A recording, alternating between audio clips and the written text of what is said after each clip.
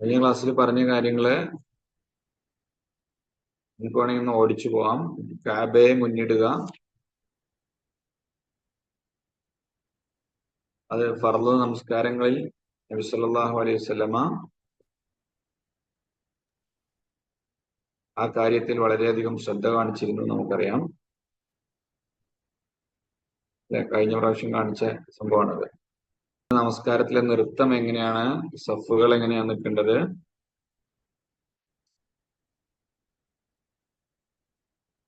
അതുപോലെ തന്നെ ഇരുന്ന് നമസ്കരിക്കാൻ പറ്റുന്നത് എപ്പോഴൊക്കെയാണ്, ഇരുന്ന് നമസ്കരിക്കുന്നതിന്റെ പ്രതിഫലം എന്തൊക്കെയാണ്, രോഗികളായിട്ടുള്ള ആളുകൾക്ക് അതിൽ കൊടുത്തിട്ടുള്ള ഇളവ്, ഇതൊക്കെ നമ്മൾ പറഞ്ഞു. അതുപോലെ തന്നെ പാദരക്ഷകൾ ധരിക്കുക, ഫുഫ ധരിക്കുക, അതിനു മുകളിൽ തടവുക, അത് ഫുഫ ഉപയോഗിച്ച് നിസ്കരിക്കുക.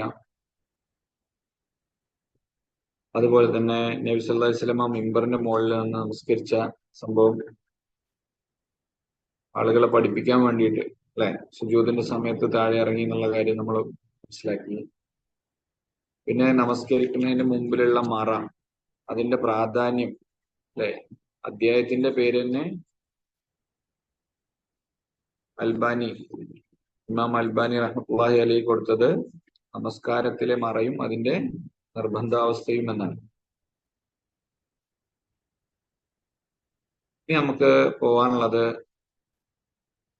നിയ്യത്ത്, അതായത് നമസ്കാരത്തിന്റെ കാര്യങ്ങളിലേക്കാണ്. അപ്പൊ ഇന്നത്തെ ക്ലാസ്സിൽ എന്തൊക്കെ കാര്യങ്ങളാണ് ഉള്ളടക്കം ചെയ്തിട്ടുള്ളത് എന്ന് നമുക്കൊന്ന് നോക്കാം.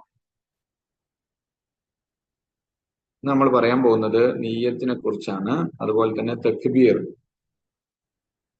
എന്ന് പറഞ്ഞാൽ അള്ളാഹു അക്ബർ എന്ന് പറയുന്നതാണ് തക്ബീർ എന്നാണ് സംഭവം. തക്ബീറിൽ കൈകൾ ഉയർത്തേണ്ടത് ഏതുവരെയാണ്, എങ്ങനെയാണ്, അതുപോലെ തന്നെ തക്ബീർ കൈ ഉയർത്തി നമ്മൾ കൈ കെട്ടൽ അതെങ്ങനെയാണ്, കൈ കെട്ടേണ്ടത്, അതിന്റെ ശരിയായ രൂപം എന്താണ്,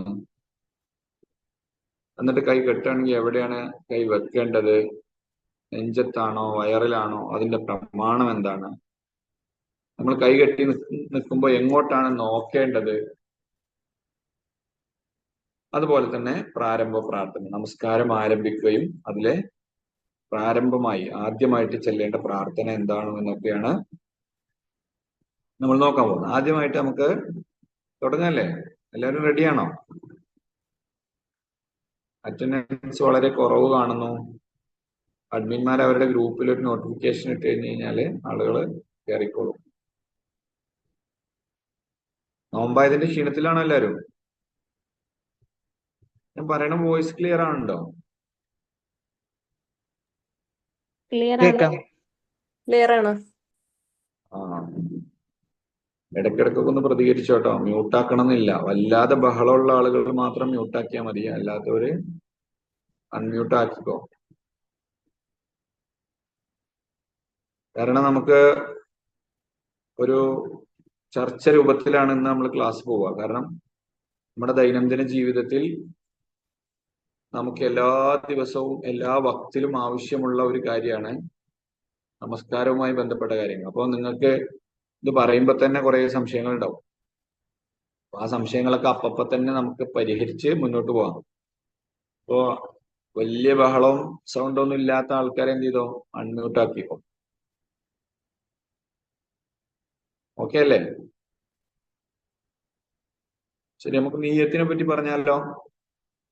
നിങ്ങൾ റെഡി ആണെങ്കിൽ നമുക്ക് തുടങ്ങാം. റെഡി. ആ, യെസ്.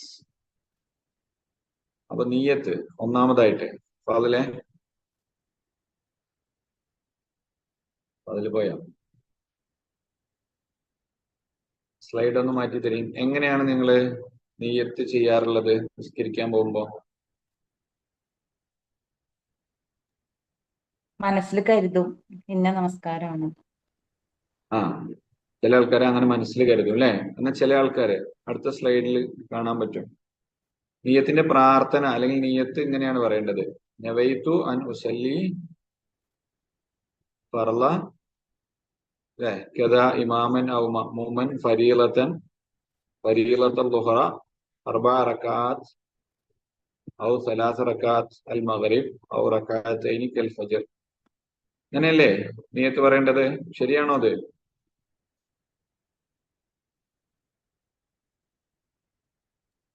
ഈ നിയത്ത് എന്ന് പറയുന്നത് മനസ്സിലായോ? എങ്ങനെയാണ് ശരിയായ നിയത്തിന്റെ പദങ്ങൾ? എല്ലാരും മനസ്സിൽ കരുതുന്ന ആളുകളാണോ? നിയത്ത് ചൊല്ലാറുള്ള ആരും ഇതിലില്ലേ? ചൊല്ലിയിരുന്നു, ഇപ്പൊ പഠിച്ചപ്പോ മാറ്റിയതാ.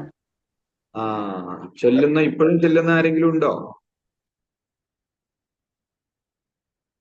ധൈര്യമായിട്ട് പറഞ്ഞോളി. ചൊല്ലാൻ ധൈര്യം കാണിക്കുന്ന ആളുകൾ അത് പറയാനും ധൈര്യം കാണിക്കണ്ടേ അല്ലേ?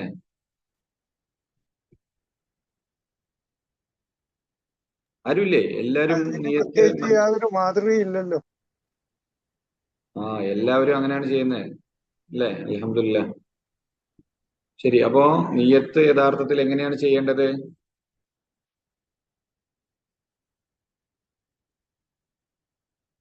എങ്ങനെയാ ചെയ്യേണ്ടത്? അടുത്ത സ്ലൈഡ് നോക്കട്ടെ. അടുത്ത സ്ലൈഡ്. നിയ്യത്ത് എന്ന് പറഞ്ഞാല് ആ വാക്കിന്റെ തന്നെ അർത്ഥം എന്താണ്? അൽ ഖസ്ദ് എന്നാണ്. ഇമാം അൽബാനി അത് എഴുതിയതായിട്ട് കാണാൻ സാധിക്കും. ഇതിന്റെ അറബി പുസ്തകം നോക്കി കഴിഞ്ഞാൽ നമുക്ക് അന്നീയ എന്ന് പറഞ്ഞിട്ട് അതിന്റെ അർത്ഥം കൊടുത്തതായി കാണാൻ സാധിക്കും. ഹി അൽ ഖസ്ദ്. നിയ്യത്ത് എന്ന് പറഞ്ഞാൽ അതെന്താണ്? മനസ്സിൽ കരുതലാണ്. അതൊരിക്കലും വായ കൊണ്ട് പറയേണ്ടതില്ല, ഉറക്കെ ഉച്ചരിക്കേണ്ടതില്ല. നിശ്ചയമായും ഏത് പ്രവർത്തനം സ്വീകരിക്കുകയാണെങ്കിലും അത് നിയ്യത്ത് അടിസ്ഥാനത്തിൽ മാത്രമേ സ്വീകരിക്കുള്ളൂ. ഇന്നമൽ അഅ്മാലു ബിന്നിയ്യാത്ത് എന്ന ഹദീസാണ് ഇവിടെ അദ്ദേഹം അതിന് തെളിവായി ഉദ്ധരിച്ചിട്ടുള്ളത്. ഇന്നമാ ലികുല്ലി ഇംറിഇൻ മാ നവാ. ഇത് എപ്പോഴാണ് നബി പറയുന്നതെന്ന് അറിയോ? ആർക്കെങ്കിലും അറിയോ? നബി ഈ ഹദീസിന് ഒരു പ്രത്യേകത ഉണ്ട്. നിങ്ങൾ കേട്ടിട്ടുണ്ടാവും അല്ലെ? ഇന്നമൽ അഅ്മാലു ബിന്നിയ്യാത്ത്, ഇന്നമൽ അഅ്മാലു ബിന്നിയ്യാത്ത്. ഇത് എപ്പോഴാണ് നബി പറയണത്? നിങ്ങളൊരു ഉഷാറില്ല കേട്ടോ. ചാടി ആൻസർ പറയണ്ടേ. എല്ലാരും നോമ്പിന്റെ ക്ഷീണത്തിലാന്ന് തോന്നുന്നു. ഹജ്ജിന്റെ വേളയിലാണോ? അല്ല, ആകെ ഒന്നോ രണ്ടോ ആൾക്കാർ മാത്രമേ മറുപടി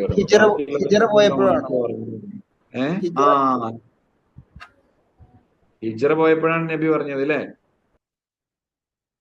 ഈ ഹദീസിന്റെ ഒരു പ്രത്യേകത എന്താണെന്നറിയോ? ഈ ഹദീസ് ഒന്നാമതായി കുറെ ഹദീസ് ഗ്രന്ഥങ്ങളിൽ കൊടുത്തിട്ടുണ്ട്. ഏതൊക്കെ ഹദീസ് ഗ്രന്ഥങ്ങളാണെന്നറിയാവോ? ഇമാം മാലിക് ക്രോഡീകരിച്ച മുവത്ത, ഹദീസുകളെ ക്രോഡീകരിച്ച ആദ്യ ഗ്രന്ഥം എന്ന് നമുക്ക് പറയാൻ പറ്റുന്ന ഗ്രന്ഥമാണ് മുവത്ത. ഏതാണ്? മുവത്ത. അതാരാണ് ക്രോഡീകരിച്ചത്? ഇമാം മാലിക് റഹ്മത്തുള്ളാഹി അലൈഹി. മാലിക്കി മദ്ഹബിന്റെ ആചാര്യൻ എന്നറിയപ്പെടുന്ന ഇമാം മാലിക് റഹ്മത്തുള്ളാഹി അലൈഹിയാണ് ഇത് ക്രോഡീകരിച്ചത്. ഇമാം മാലിക് റഹ്മത്തുള്ളാഹി അലൈഹി മുവത്ത ക്രോഡീകരിച്ചപ്പോ അതിൽ ഒന്നാമതായി എടുത്തു കൊടുത്ത ഹദീസ് ഏതാണ്? അതുപോലെ തന്നെ സ്വഹീഹായ ഒരുപാട് ഹദീസുകൾ, ഏതാണ്ട് 4000-ഓളം ഹദീസുകൾ ചേർത്ത് ഇമാം ബുഖാരി എഴുതി, സ്വഹീഹുൽ ബുഖാരി. അതിന്റെ ഒന്നാമത്തെ ഹദീസ് ഏതാണ്? ഇന്നമൽ അഅ്മാലു ബിന്നിയ്യാത്താണ്. അതുപോലെ തന്നെ ഇമാം മുസ്ലിമിന്റെ സ്വഹീഹിലും ഒന്നാമതായി കൊടുത്ത ഹദീസ് ഏതാണ്? ഇന്നമൽ അഅ്മാലു ബിന്നിയ്യാത്താണ്. അതുപോലെ തന്നെ ഇമാം നവവി റഹ്മത്തുള്ളാഹി അലൈഹി ശറഹ് മുസ്ലിം എഴുതിയ വലിയ പണ്ഡിതനാണ് അദ്ദേഹം. അൽ അർബഊന നവവിയ്യ, ഒരു മുസ്ലിമിന്റെ ജീവിതത്തിൽ വേണ്ട അടിസ്ഥാനപരമായ 40 ഹദീസുകളെ സാധാരണക്കാർക്ക് വേണ്ടി ക്രോഡീകരിച്ചപ്പോ അദ്ദേഹം എഴുതിയ ഒന്നാമത്തെ ഹദീസ് അത് ഈ ഹദീസാണ്. എന്തായിരിക്കും എല്ലാവരും ഈ ഹദീസിനെ ഒന്നാമത് എടുത്തു കൊടുക്കാൻ കാരണം? എന്താ നിങ്ങളൊരു അഭിപ്രായം?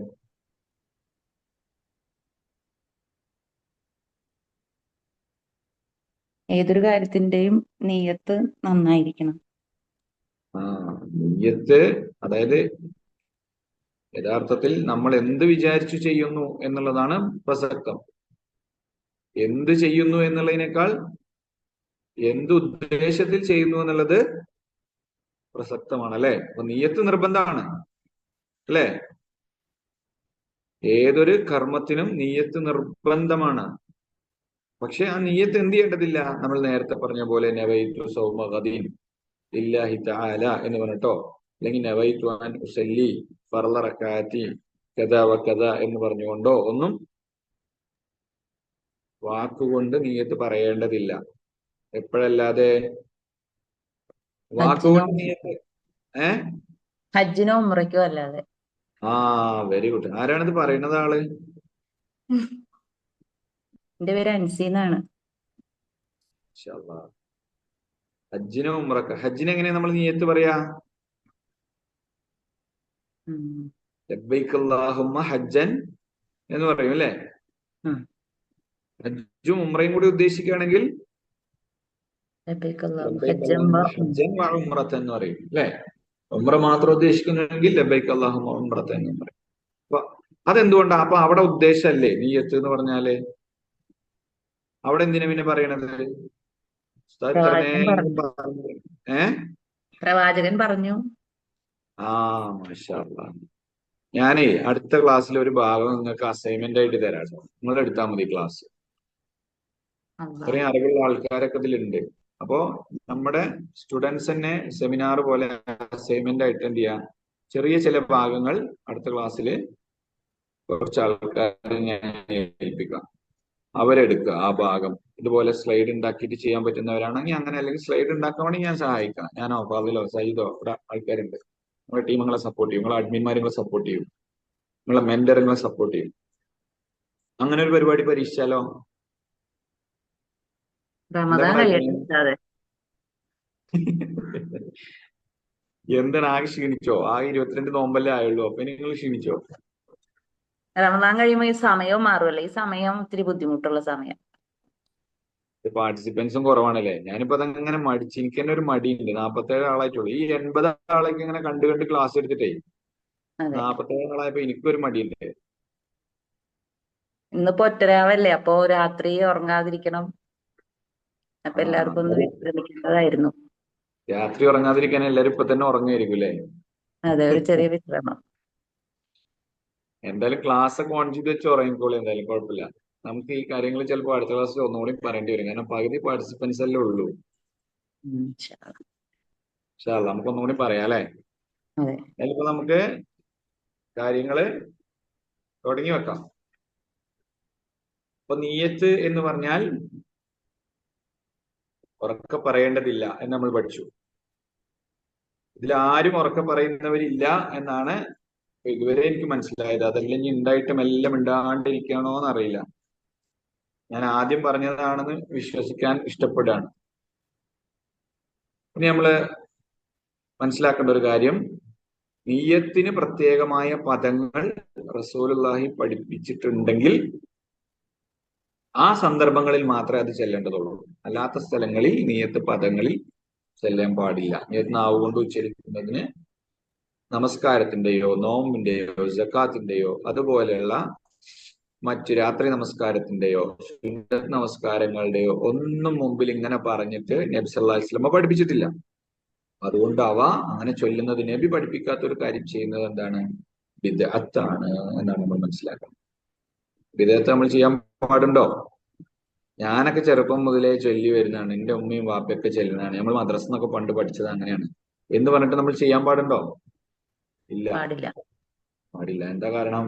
ബിദ്അത്ത് ചെയ്തു കഴിഞ്ഞാല് അവൻ നരകത്തിൽ. ആ അവൻ എന്താണ് വിശ്വസിക്കുന്നത്? മൻ ഇബ്തദഅ ബിദ്അതൻ. ഇമാം മാലിക് റഹ്മത്തുള്ളാഹി അലൈഹി പറഞ്ഞ പ്രത്യേകമായ ശ്രദ്ധേയമായ ഒരു വാക്കുണ്ട്. മൻ ഇബ്തദഅ ബിദ്അതൻ വയറാഹാ ഹസന. ഒരാൾ ഒരു ബിദ്അത്ത് ആരംഭിച്ചു, അല്ലെങ്കിൽ ഒരു ബിദ്അത്ത് ചെയ്തു, എന്നിട്ട് അത് നല്ലതാണ് എന്ന് അവൻ വിചാരിക്കുകയും ചെയ്തു. അങ്ങനെയാണെങ്കിലോ അവൻ എന്ത് പറയുന്നവനെ പോലെയാണ്? നബി സല്ലല്ലാഹു അലൈഹി വസല്ലം ഖാന റിസാല. നബി അദ്ദേഹത്തിന്റെ ഉത്തരവാദിത്തത്തിൽ വഞ്ചന കാണിച്ചു. നല്ല കാര്യങ്ങളൊക്കെ പഠിപ്പിച്ചു എന്നല്ലേ നബി പറഞ്ഞത്? സ്വർഗത്തിലേക്ക് അടുപ്പിക്കുന്നതും നരകത്തിൽ നിന്ന് നിങ്ങൾ അകറ്റുന്നതുമായ എല്ലാ കാര്യങ്ങളും ഞാൻ പഠിപ്പിച്ചിട്ടുണ്ട് എന്നാണ് ആര് പറഞ്ഞത്? നബി സല്ലല്ലാഹു അലൈഹി വസല്ലം. നബി സല്ലല്ലാഹു അലൈഹി വസല്ലം പറഞ്ഞു. പക്ഷെ അങ്ങനെ പറഞ്ഞ നബി നിസ്കാരത്തിന്റെ നിയ്യത്ത് മാത്രം പഠിപ്പിച്ചില്ല എന്ന് പറയുമ്പോൾ അതിനർത്ഥം എന്താണ്? നബിനെ അള്ളാഹ് ഏൽപ്പിച്ചു, പക്ഷെ നബി പഠിപ്പിക്കാതെ പോയി എന്നല്ലേ? മാദല്ലാ, അങ്ങനെ പറയാൻ പാടുണ്ടോ? അതാണ് ബിദ്അത്തിന്റെ ഗൗരവം എന്ന് പറഞ്ഞാൽ. നല്ലതല്ലേ? ബിദ്അത്തിന്റെ പ്രത്യേകത എന്താണെന്നറിയോ? ഒക്കെ നല്ലതാണ്. ആരും കള്ളുകൂടി ബിദ്അത്താന്ന് പറഞ്ഞിട്ട് ചെയ്യണില്ലല്ലോ. പുകവലിയോ വ്യഭിചാരമോ അതല്ലെങ്കിൽ ആ നിലക്കുള്ള ഒരു കാര്യവും ആളുകൾ ബിദ്അത്താന്ന് പറഞ്ഞിട്ട് ചെയ്യൂല. അതൊക്കെ ഹറാമാണെന്ന് പറഞ്ഞിട്ട് തന്നെ മനസ്സിലാക്കിയിട്ട് തന്നെ ചെയ്യാം. പക്ഷെ ബിദ്അത്ത് എന്ന് പറഞ്ഞത് മനസ്സിലാവില്ല. നല്ലതാണോ ചീത്തയാണോ കണ്ട നല്ലതായിട്ട് തോന്നും. അതാണ് ഇതിന്റെ ഒരു കുഴപ്പം. പിന്നെ അതിൽ ആളുകൾക്ക് വലിയ താല്പര്യകരം. കാരണം പിശാച് ബിദ്അത്തൊന്നും മനുഷ്യനെ പിന്തിരിപ്പിക്കൂല. കാരണം ബിദ്അത്ത് ചെയ്തവന്റെ അമലുകള് പടച്ചവൻ സ്വീകരിക്കൂല. അവൻ മുബത്തദിയാണ്. മനസ്സിലായില്ലേ? അപ്പൊ ആളുകൾക്ക് ബിദ്അത്ത് ചെയ്യാൻ നല്ല താല്പര്യം. അതുകൊണ്ടാണ് ഈ നേർച്ചന്റെയും അതുപോലെ തങ്ങന്മാരെയും ജാറത്തിന്റെ ഒക്കെ അവിടെ പോയി ഷിർക്കിന്റെ ഒക്കെ അവിടെ പോയി ആളുകൾ വല്ലാതെ ആത്മാർത്ഥമായി പ്രാർത്ഥിക്കണം. നമുക്ക് പള്ളിക്ക് പോയാൽ ചിലപ്പോ അങ്ങനെ ഒരു ആത്മാർത്ഥത ചില ആൾക്കാർക്ക് കിട്ടൂല. അതെന്താണ്? പള്ളിക്ക് പിശാചുണ്ട്, ജാറത്തങ്ങ് പിശാചില്ല. അവിടെ പിശാച് സപ്പോർട്ട് ചെയ്യാനാണ് നിൽക്കണം, ഇവിടെ പിശാച് നമ്മളെ പിന്തിരിപ്പിക്കാനാണ് നിൽക്കണം. അതാണ് ബിദ്അത്തിന്റെ കുഴപ്പം കേട്ടോ. ആ ബിദ്അത്തില് നമ്മൾ വീണ് പോകാൻ പാടില്ല. അത് നമ്മൾ എപ്പോഴും ശരിക്കും മനസ്സിലാക്കേണ്ട ഒരു കാര്യമാണ്. ഇന്നും നാളെ ഒക്കെ പുതിയ പുതിയ ബിദ്അത്ത് ഉണ്ടാവും. അങ്ങനെ ബിദ്അത്ത് ഉണ്ടാവുമ്പോൾ നമ്മൾ എന്ത് ചെയ്യണം? ബിദ്അത്തിനെ പ്രതിരോധിച്ചുകൊണ്ട് എവിടെ ഉറച്ചു നിൽക്കണം? അള്ളു അലൈഹ ബിൻ നവാജിദ് എന്നാ പറഞ്ഞ. നിങ്ങൾ അണപ്പല്ലില്ലേ, അണപ്പല്ല് കൊണ്ട് നിങ്ങൾ കടിച്ചു നിൽക്കണം. എവിടെ? ഖുർആനിലും സുന്നത്തിലും എന്നാണ് പറഞ്ഞത്. കാരണം ബിദ്അത്തുകളുടെ കടല് രൂപപ്പെടും, ബിദ്അത്തുകളുടെ മലകൾ കടന്നു വരും. എല്ലാ ആളുകളും ബിദ്അത്തിലേക്ക് വീണുപോകും. പക്ഷേ വിശ്വാസികൾ അതിൽ വീഴാൻ പാടില്ല എന്നാണ്. ബിദ്അത്ത് വളരെ ഗൗരവമുള്ള കാര്യമാണ്. അപ്പൊ ബിദ്അത്തല്ലേ എന്ന് പറഞ്ഞുകൊണ്ട് ചെയ്യരുത്. ഒരു സംശയം ചോദിച്ചോട്ടെ. ആ, ഈ ഉറക്കെ പറയുക എന്നുള്ളത് നമ്മള് പയ്യെ മന്ത്രിക്കണ പോലെ പറഞ്ഞാൽ പ്രശ്നമാണോ? ലഫ്ള് ഇല്ല, അതിന് പദങ്ങളേ ഇല്ല. പദങ്ങൾ ഉപയോഗിച്ച് അത് പറയുകയേ വേണ്ട. നമ്മൾ ലബ്ബൈക അല്ലാഹുമ്മ ഹജ്ജൻ ലബ്ബൈക അല്ലാഹുമ്മ മതി അല്ലേ? മനസ്സിൽ വിചാരിച്ചാൽ മതി. ഇതെങ്ങനെ ലഫ്ള് വന്നതെന്ന് വെച്ച് കഴിഞ്ഞാല്, ഒന്നും അറിയാത്ത ആൾക്കാർക്ക് എന്തു കരുതണം എന്ന് പറഞ്ഞു കൊടുത്തതാണ് പണ്ഡിതന്മാര്. ചില ആൾക്കാര് ഞാനിത് അന്യത് മനസ്സിൽ കരുതുന്നു.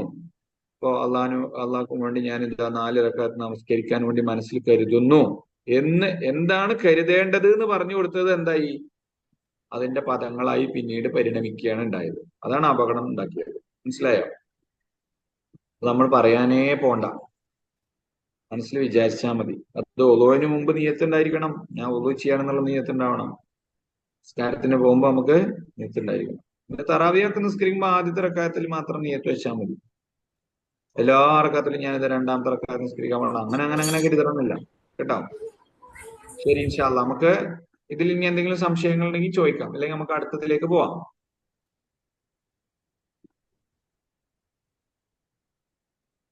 ഉണ്ടോ ആർക്കെങ്കിലും? ഇനി നമ്മൾ തക്ബീറിലേക്ക് പോകണം. എന്താ തക്ബീർ എന്ന് പറഞ്ഞാല്?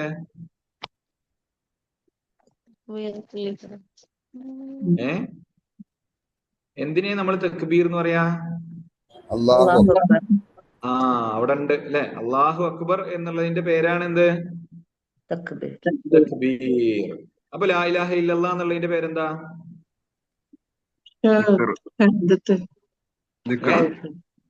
തൗഹീദ്. അങ്ങനെയല്ല, തഹ്ലീൽ. അപ്പൊ സുബ്ഹാനല്ലാഹ് എന്ന് പറഞ്ഞാൽ എന്താ അതിന്റെ പേര്? തസ്ബീഹ്. തസ്ബീഹ്. അൽഹംദുലില്ലാഹ് പറഞ്ഞാലോ? തഹ്മീദ്. Very good. തഹ്മീദ്, തക്ബീർ, തഹ്ലീല്, തസ്ബീഹ്. അപ്പൊ തക്ബീർ എന്ന് പറഞ്ഞാൽ അല്ലാഹു അക്ബർ എന്ന് പറയലാണ്. തക്ബീർ എന്ന് പറഞ്ഞാല് ചില ആളുകൾക്കൊരു വിചാരമുണ്ട്, ഇങ്ങനെ കാണിക്കുന്നതിനാണ് തക്ബീർ എന്ന് പറയാൻ.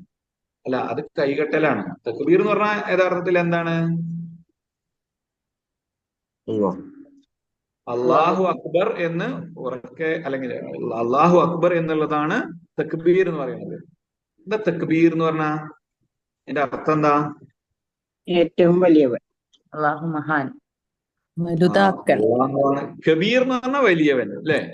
വലുതാക്കൽ അക്ബർ എന്ന് പറഞ്ഞാൽ ഏറ്റവും വലുത്, ഏറ്റവും വലിയവൻ. അതാണ്. അപ്പൊ അത് ഇമാം എന്ത് ചെയ്യണം? ഉറക്കെ ഉച്ചത്തിൽ അള്ളാഹു അക്ബർ എന്ന് പറയണം ജമാഅത്ത് നമസ്കാരങ്ങളിൽ. പണ്ഡിതന്മാർക്ക് ഇടയിൽ അഭിപ്രായമുണ്ട്, ഒരാൾ ഒറ്റക്ക് നിസ്കരിക്കുകയാണെങ്കിലും ഇത് ഉറക്കെ പറയണോന്ന്. അത് കേൾക്കുന്ന രൂപത്തിൽ പറയുന്നത് കൊണ്ട് കുഴപ്പമില്ല എന്നാണ് പണ്ഡിതന്മാർക്കിടയിലുള്ള ചർച്ച കേട്ടോ. അപ്പൊ ഞാൻ ഒറ്റക്ക് നിസ്കരിക്കുകയാണെങ്കിൽ അള്ളാഹു അക്ബർ എന്ന് പറയുന്നതുകൊണ്ട് കുഴപ്പമില്ല. എന്നാൽ ബാക്കിയുള്ളവരൊക്കെ ബുദ്ധിമുട്ടിക്കുന്ന രൂപമില്ല. ഒറ്റക്ക് എല്ലാവരും പാടെ നിസ്കരിക്കുകയാണെങ്കിൽ എല്ലാവരും പാടെ അള്ളാഹു അക്ബർ അള്ളാഹു അക്ബർ അള്ളാഹു അക്ബർ പറഞ്ഞാൽ ഒരു പ്രശ്നമാവില്ല. അത്തരം മറ്റുള്ളവരെ ബുദ്ധിമുട്ടിക്കുന്ന രീതിയിലേക്കുള്ള ഒരു സൗണ്ടിലേക്ക് പോകണ്ട. എന്നാൽ ഇമാമും ജമാഅത്തുമായിട്ട് നമസ്കരിക്കുകയാണെങ്കിൽ എന്ത് വേണം? ഇമാം ഉറക്കെ അള്ളാഹു അക്ബർ എന്ന് പറയണം. ശരി. നബി സല്ലല്ലാഹു അലൈഹി വസല്ലമ ഇവിടെ നമുക്ക് ആ പുസ്തകത്തിലുള്ള ഹദീസ് ഒന്ന് വായിക്കാം. ആരാ പറയാ? ശേഷം അള്ളാഹു ആണ്. Page number 85. പുസ്തകമൊക്കെ മറന്നോ നിങ്ങള്?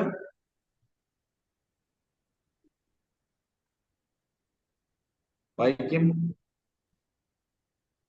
ഒരാൾ വായിക്കും, വേഗം വായിക്കും. അൺമ്യൂട്ട് ആയിക്കോളെ. കുറച്ചൊക്കെ ഒരു ഒച്ചയുമ്പോഴേക്ക് വേണം, അപ്പോഴല്ലേ ഒരു ക്ലാസ് ആണെന്ന് തോന്നുള്ളൂ.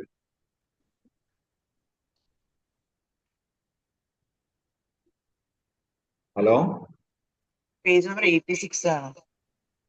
85. തക്ബീർ 86 അല്ലേ? 85. നമ്മുടെ ബുക്കിൽ 86 ആണ്. 86 ആണല്ലോ. 86 ആണ്. പഠിച്ചോനെ, എന്താ സംഭവിച്ചേ? ശരി. ശേഷം അള്ളാഹുവാണ് ഏറ്റവും വലിയവൻ എന്നർത്ഥമുള്ള അള്ളാഹു അക്ബർ എന്ന് പറഞ്ഞുകൊണ്ടായിരുന്നു നബി സല്ലല്ലാഹു അലൈഹി വസല്ലമ നമസ്കാരം ആരംഭിച്ചിരുന്നത്. അപ്പൊ നബി നമസ്കാരം ആരംഭിച്ചത് അള്ളാഹു അക്ബർ എന്നാണ്, അല്ലെ? അങ്ങനെ തുടങ്ങാൻ തന്നെയാണ് മുമ്പ് സൂചിപ്പിച്ച മോശമായി നമസ്കരിച്ച വ്യക്തിയോട് നബി സല്ലല്ലാഹു അലൈഹി വസല്ലമ കൽപ്പിച്ചത്. അദ്ദേഹത്തോട് അവിടുന്ന് പൂർണ്ണമായി വുദു ചെയ്യുകയും പിന്നീട് അള്ളാഹു അക്ബർ എന്ന് പറയുകയും ചെയ്യാത്തിടത്തോളം ഒരാളുടെയും നമസ്കാരം ശരിയാവുകയില്ല എന്ന്. അവിടെ അള്ളാഹു അക്ബർ എന്ന് പറയണം എന്ന് തന്നെയാണ്. അവിടെ നമ്മൾ കരുതിയാ പോരാ, മനസ്സിലായോ? അവിടെ എന്ത് ചെയ്താ പോരാ? കരുതിയാൽ പോരാ, അവിടെ പറയുക തന്നെ ചെയ്യണം. നമസ്കാരത്തിന്റെ താക്കോൽ ശുദ്ധീകരണമാണ്. തക്ബീറോടുകൂടി അതിലേക്ക് പ്രവേശിക്കുന്നു, തസ്ലീമോടുകൂടി അതിൽ നിന്ന് പുറത്തു വരികയും ചെയ്യുന്നു. അപ്പൊ നമസ്കാരത്തിന്റെ കവാടം എന്ന് പറയുന്നത് യഥാർത്ഥത്തിൽ തക്ബീറാണ്.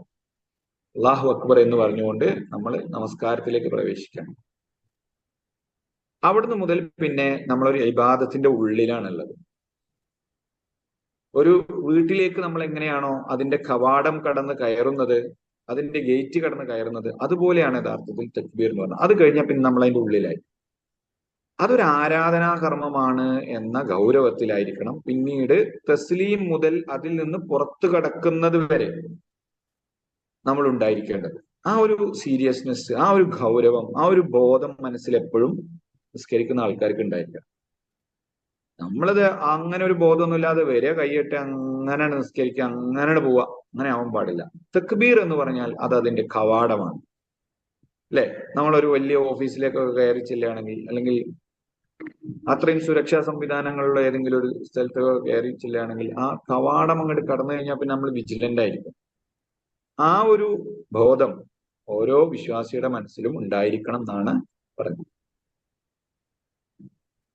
നബി സല്ലല്ലാഹു അലൈഹി വസല്ലമ തന്റെ പിന്നിലുള്ളവരെ കേൾപ്പിക്കുമാറ് ഉച്ചത്തിൽ നബി തക്ബീർ മുഴക്കാറുണ്ട്. ടെക്സ്റ്റ് ബുക്കിലേക്ക് നോക്കൂ നിങ്ങൾ. ഹദീസ് കാണുന്നുണ്ടോ? അത് കാണുന്നുണ്ട്. അല്ലേ? Yes.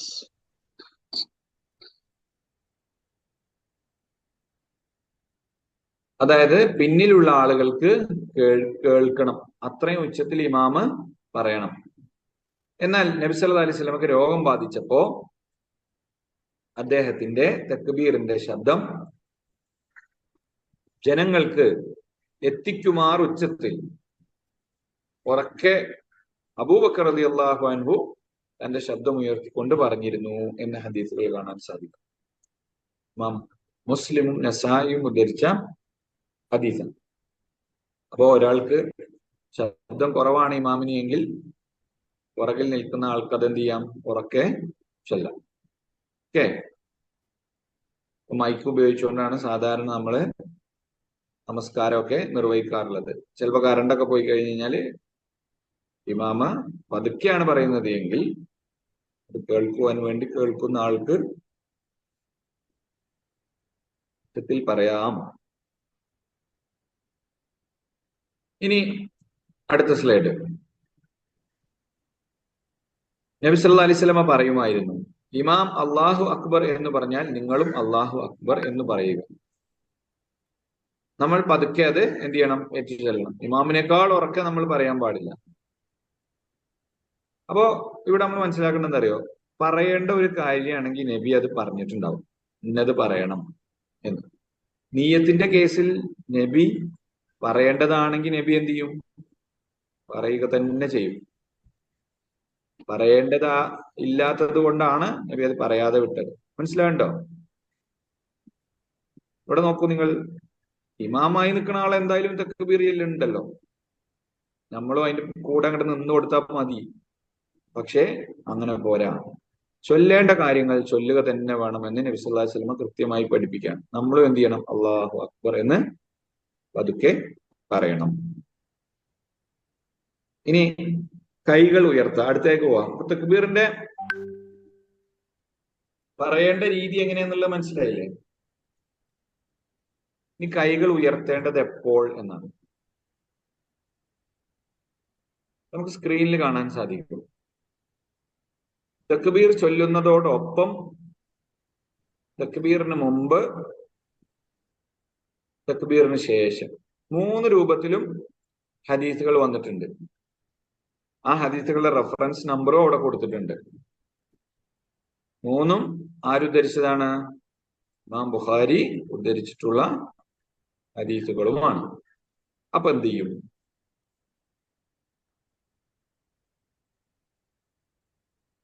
എന്താ ചെയ്യാ? ഉറങ്ങിയോ നിങ്ങളൊക്കെ? ഇല്ല, കേൾക്കുന്നുണ്ട്. എന്നാ മറുപടി പറയും. ആകെ ഒരാളാണ് മറുപടി പറയണത്, ബാക്കിയുള്ളവരൊക്കെ ഇങ്ങനെ മിണ്ടാണ്ടിരിക്കാൻ. അങ്ങനെയാണെങ്കിൽ കളിക്ക് ഞാനില്ല കേട്ടോ. ഉറങ്ങാത്ത ആൾക്കാരൊക്കെ ഒന്ന് മൈക്കൊക്കെ ഒന്ന് ഓണാക്കിയിട്ട് മറുപടി പറയും. 3-ൽ ഏത് വേണമെങ്കിലും സ്വീകരിക്കാം. 3-ൽ ഏത് വേണമെങ്കിലും നമുക്ക് സ്വീകരിക്കാം. കാരണം എന്താണ്? 3 രൂപത്തിലും നബി ചെയ്തതായിട്ട് ഹദീസ് ഉണ്ട്. എങ്ങനെയാണത്? ഒന്ന് കാണിച്ചു തരാൻ പറ്റുമോ? ആരെങ്കിലും ഒന്ന് വീഡിയോ ഓൺ ആക്കിയിട്ട് അത് എങ്ങനെയാണ്? 1-ാമത്തെ രൂപവും കാണിക്കണം, 2-ാമത്തെ രൂപവും കാണിക്കണം, 3-ാമത്തെ രൂപവും കാണിക്കണം. തക്ബീർ ചൊല്ലുന്നതോടൊപ്പം എങ്ങനെ കൈ ഉയർത്തി കെട്ടാം, തക്ബീറിന് മുമ്പ് എങ്ങനെ കൈ ഉയർത്താം, തക്ബീറിന് ശേഷം എങ്ങനെ കൈ ഉയർത്താം, എങ്ങനെയാണത്? ആരെങ്കിലും വീഡിയോ ആണെങ്കിൽ എനിക്ക് കാണുന്നില്ല. ആരാ ഒന്ന് ചെയ്യാം?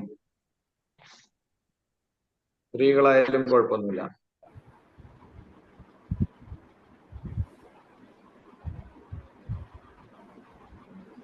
കാണിക്കട്ടെ. എനിക്ക് കാണുന്നില്ല. അല്ലാഹു അക്ബർ. അത് നമ്മള് കൈ ഉയർത്തുന്നതിനോടൊപ്പം തന്നെ തക്ബീർ ചൊല്ലി അല്ലേ? ഇനി തക്ബീർ ചൊല്ലിയിട്ട് കൈ ഉയർത്തുക. ആദ്യം എന്ത് ചെയ്യാ? അല്ലാഹു അക്ബർ എന്ന് പറയാ, എന്നിട്ട് കൈ ഉയർത്തുക. അല്ലാഹു അക്ബർ. ഓക്കെ. പിന്നെ അടുത്ത എന്താണ്? കൈ ഉയർത്തിയതിനു ശേഷം തക്ബീർ ചൊല്ലാം. അതെങ്ങനെയാ? അല്ലാഹു അക്ബർ. ഓക്കെ.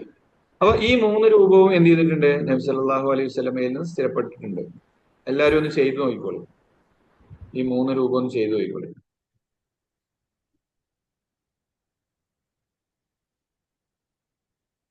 ചെയ്യുന്നുണ്ടോ?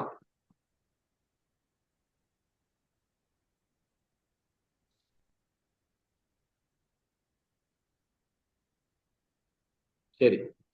അപ്പൊ അതിൽ നമുക്ക് കൺഫ്യൂഷൻ ഒന്നുമില്ല. ഇനി ഈ കൈ ഉയർത്തുമ്പോ എങ്ങനെയാണ് വിരലുകൾ വെക്കേണ്ടത്?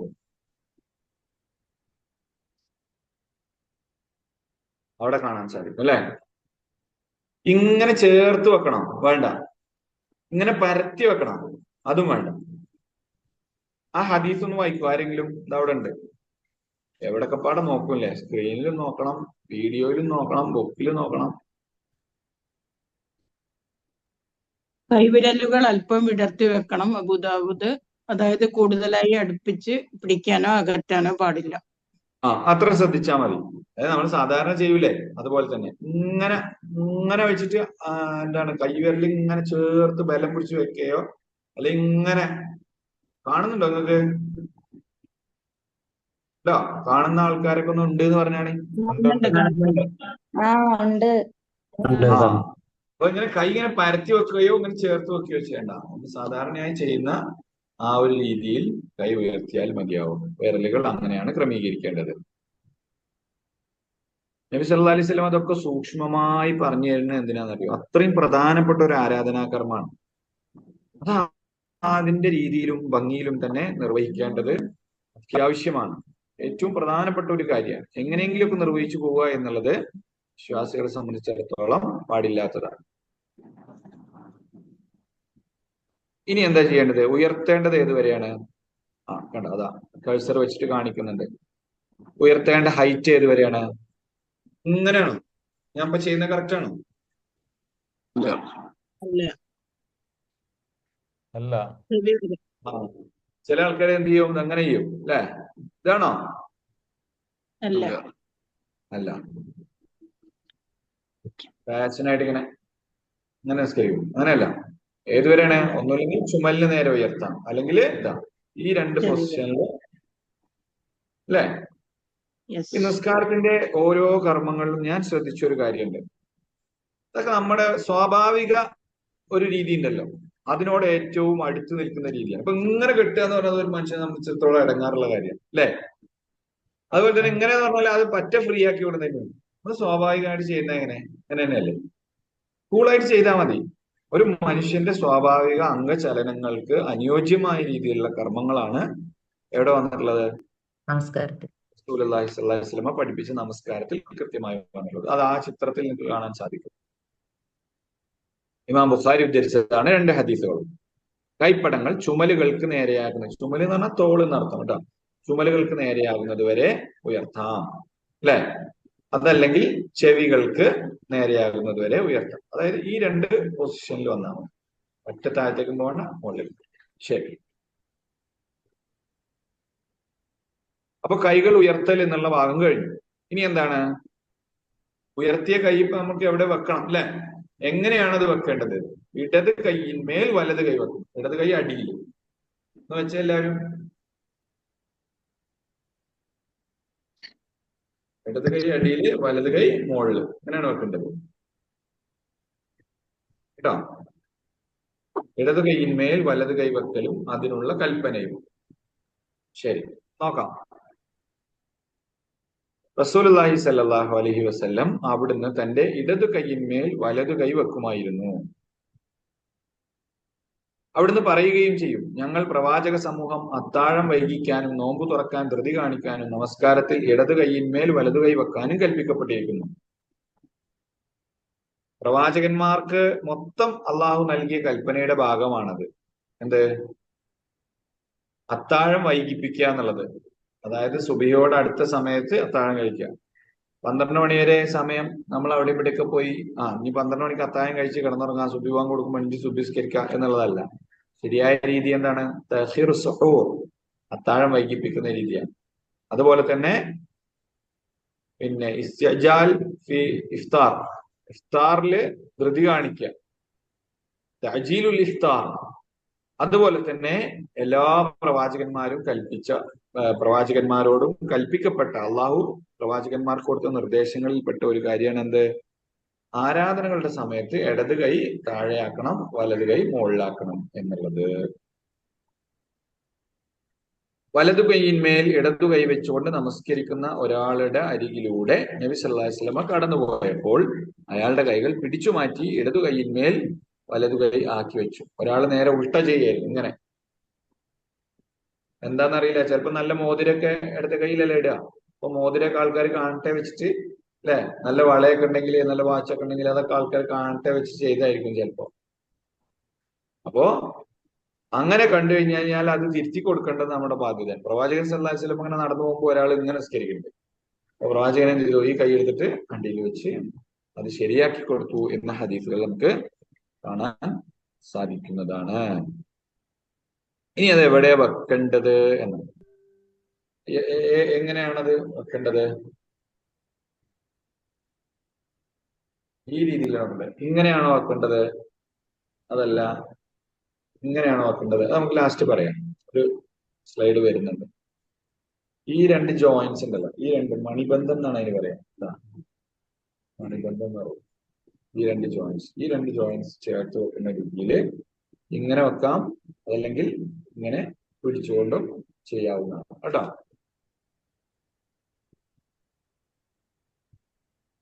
കൈകൾ രണ്ടും നെഞ്ചിന്മേൽ വെക്കൽ. അവിടെ നോക്കൂ നിങ്ങൾ. അവിടുന്ന് തന്റെ വലതു കൈ ഇടത്തേ ഉള്ളം കൈയിന്റെ പിറകുവശത്ത് എന്ന് പറഞ്ഞാൽ ഈ ഭാഗത്ത് കേട്ടോ. വലത് കൈ ഇടത്തേ ഉള്ളം കൈയിന്റെ പിറകുവശത്ത് കണ്ടോ, ഇങ്ങനെ മണിബന്ധം എന്ന് പറഞ്ഞാൽ ഇതാണ്. മണിബന്ധത്തിലും കൈത്തണ്ട, ഇതാണ് കൈത്തണ്ട, കൈത്തണ്ടയിൽ വെക്കുമായിരുന്നു. ഇതാണ്, ഇങ്ങനെ വെക്കും. അടുത്ത ഹദീസിൽ കാണുന്നത് എന്താണ്?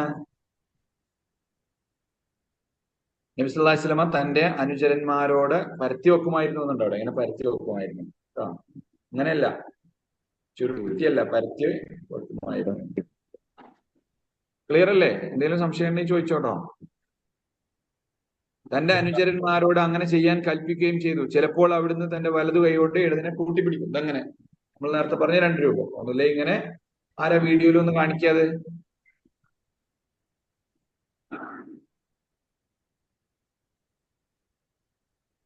വീഡിയോ ഒക്കെ ഓണാക്കി ഇട്ടോളിന്നേ, കുറച്ച് ആൾക്കാരല്ലേ ഉള്ളൂ.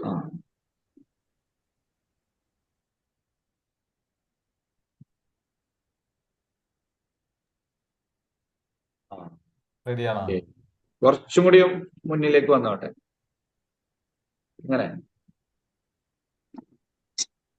ഇങ്ങനെ അങ്ങനെ അങ്ങനെ കറക്റ്റ്. അങ്ങനെ കൂട്ടിപ്പിടിക്കുകയും ചെയ്യാം, അങ്ങനെ പരത്തി വെക്കുകയും ചെയ്യാം. ഓക്കെ, ഓക്കെ, വെരി ഗുഡ് മാഷാ അല്ലാഹ്, ജസാക്കല്ലാഹ് ഖൈർ. ശുക്രൻ. അഫ്വാൻ യാ ശൈഖ്. പിന്നെ അവിടുന്ന് തന്റെ 2 കൈകളും നെഞ്ചിൽ വെക്കുമായിരുന്നു. പിന്നെ ഒരു കോൺട്രവേഴ്സി വരാൻ സാധ്യതയുള്ള വിഷയം ഇതാണ് അല്ലെ? ഇതിലെല്ലാരും നെഞ്ചിൽ വെക്കുന്ന ആൾക്കാരാണോ? കൈ എവിടെ വെക്കണം എന്നുള്ളതാണ് ഒരു ചർച്ച. അവിടെ ഒരു ചിത്രം കാണാൻ സാധിക്കും. ഇതിൽ നിങ്ങൾ ഏതിലാണ് വെക്കല്? ഏത് രൂപത്തിലാണ്? ആ ക്വസ്റ്റ്യൻ മാർക്ക് ഇട്ടത് ഒന്ന്, അതിന്റെ 241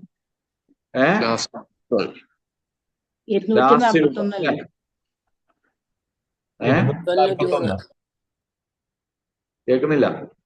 241 അതാണോ നിങ്ങൾ വെക്കുന്നേ? അല്ല, 1437. അതെന്താണ്? ആ നമ്പറുകൾ എന്താണെന്ന് മനസ്സിലാവുണ്ടോ? അത് എന്താണ് സാധനം? ഒരു ആരോ മാർക്ക് ഇട്ട് കാണും.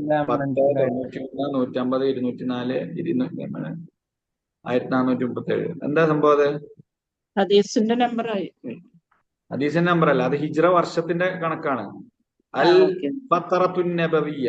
ഫത്തറ എന്ന് പറഞ്ഞ കാലഘട്ടം, നബിയുടെ കാലഘട്ടം.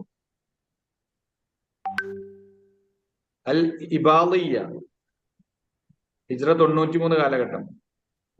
ഹിജ്റ 150 കാലഘട്ടത്തിൽ അഹനാഫുകൾ എങ്ങനെയാണ് കൈകെട്ടിയത്? ഹിജ്റ 204 കാലഘട്ടത്തിൽ ഷാഫികൾ എങ്ങനെയാണ് കൈകെട്ടിയത്? 241 ഹനാബില ഹംബലി മദ്ഹബുകാർ എങ്ങനെ കൈകെട്ടിയെന്നുള്ളത്. അപ്പോ അതിൽ രണ്ടാമത് പറഞ്ഞത് ഏതാണ്? ഇബാദ എന്ന് പറഞ്ഞാല് മാലിക്കി മദ്ഹബിന്റെ ആളുകളാണ്. അവർ കൈ കെട്ടാറില്ല എന്നുള്ളതാണ് സത്യം. കണ്ടോ? ഒന്നാമത് പറയുമ്പോ 93 ഹിജ്റ 93 കാലഘട്ടത്തിലുള്ള ആളുകൾ. മാലിക്കി മദ്ഹബ് കൈ കെട്ടാറില്ല. ഹനഫി മദ്ഹബ് എന്തായി? പൊക്കളിന് താഴെ കൈകെട്ടുന്ന രീതിയായി. ഷാഫി മദ്ഹബ് കുറച്ചും കൂടി കയറി. ഇതിങ്ങനെ ഗ്രാഫ് പോലെ കയറി പോവാണ് അല്ലേ? നോക്കി നിങ്ങള് അതിന്റെ ഒരു ഗ്രാഫിക്കൽ റെപ്രസെന്റേഷൻ ഒക്കെ വരച്ചു കഴിഞ്ഞാൽ ഇങ്ങനെ ഓഹരിയൊക്കെ പോണ പോലെ ഇങ്ങനെ മേലെ പോകും. ഹംബലികള് കുറച്ചും കൂടി മേലെ കെട്ടി. സലഫികൾ എന്ത് ചെയ്യാണ്? ആ, ഇതാണ് ശരിക്കും. ഇതിൽ ഏതാ ശരി? ഏറ്റവും പഴയതല്ലേ ശരി? ഏറ്റവും പഴയത് എന്താന്നുള്ളത് അതിലില്ല, ക്വസ്റ്റ്യൻ മാർക്കാണ്. അപ്പൊ ഇതിലെല്ലാം തെറ്റാണോ? എന്തു ആവാം. എന്തുവാ? ശരി, അടുത്ത സ്ലൈഡ്. ഇതില് നമ്മളിപ്പം തെറ്റായ കുറെ രൂപങ്ങളുണ്ട് അല്ലെ? അത് പിന്നെ കൈ വെക്കുന്നതിനെ സംബന്ധിച്ച് ഈ രൂപത്തിലുള്ള അതിന്റെ തെറ്റായ രൂപങ്ങളാണ്. ഇങ്ങനെ ഇങ്ങോട്ട് കയറ്റി വെക്കുക, ഇങ്ങനെ കെട്ടി വെക്കുക, അതുപോലെ തന്നെ ഏതെങ്കിലും ഒരു സൈഡിലേക്ക് മാത്രം ചരിച്ചിട്ട് വെക്കുക, അതൊക്കെ തെറ്റായ രൂപങ്ങളാണ്. ആ സ്ലൈഡ് തന്നെ ഒന്ന് കാണിച്ചേ.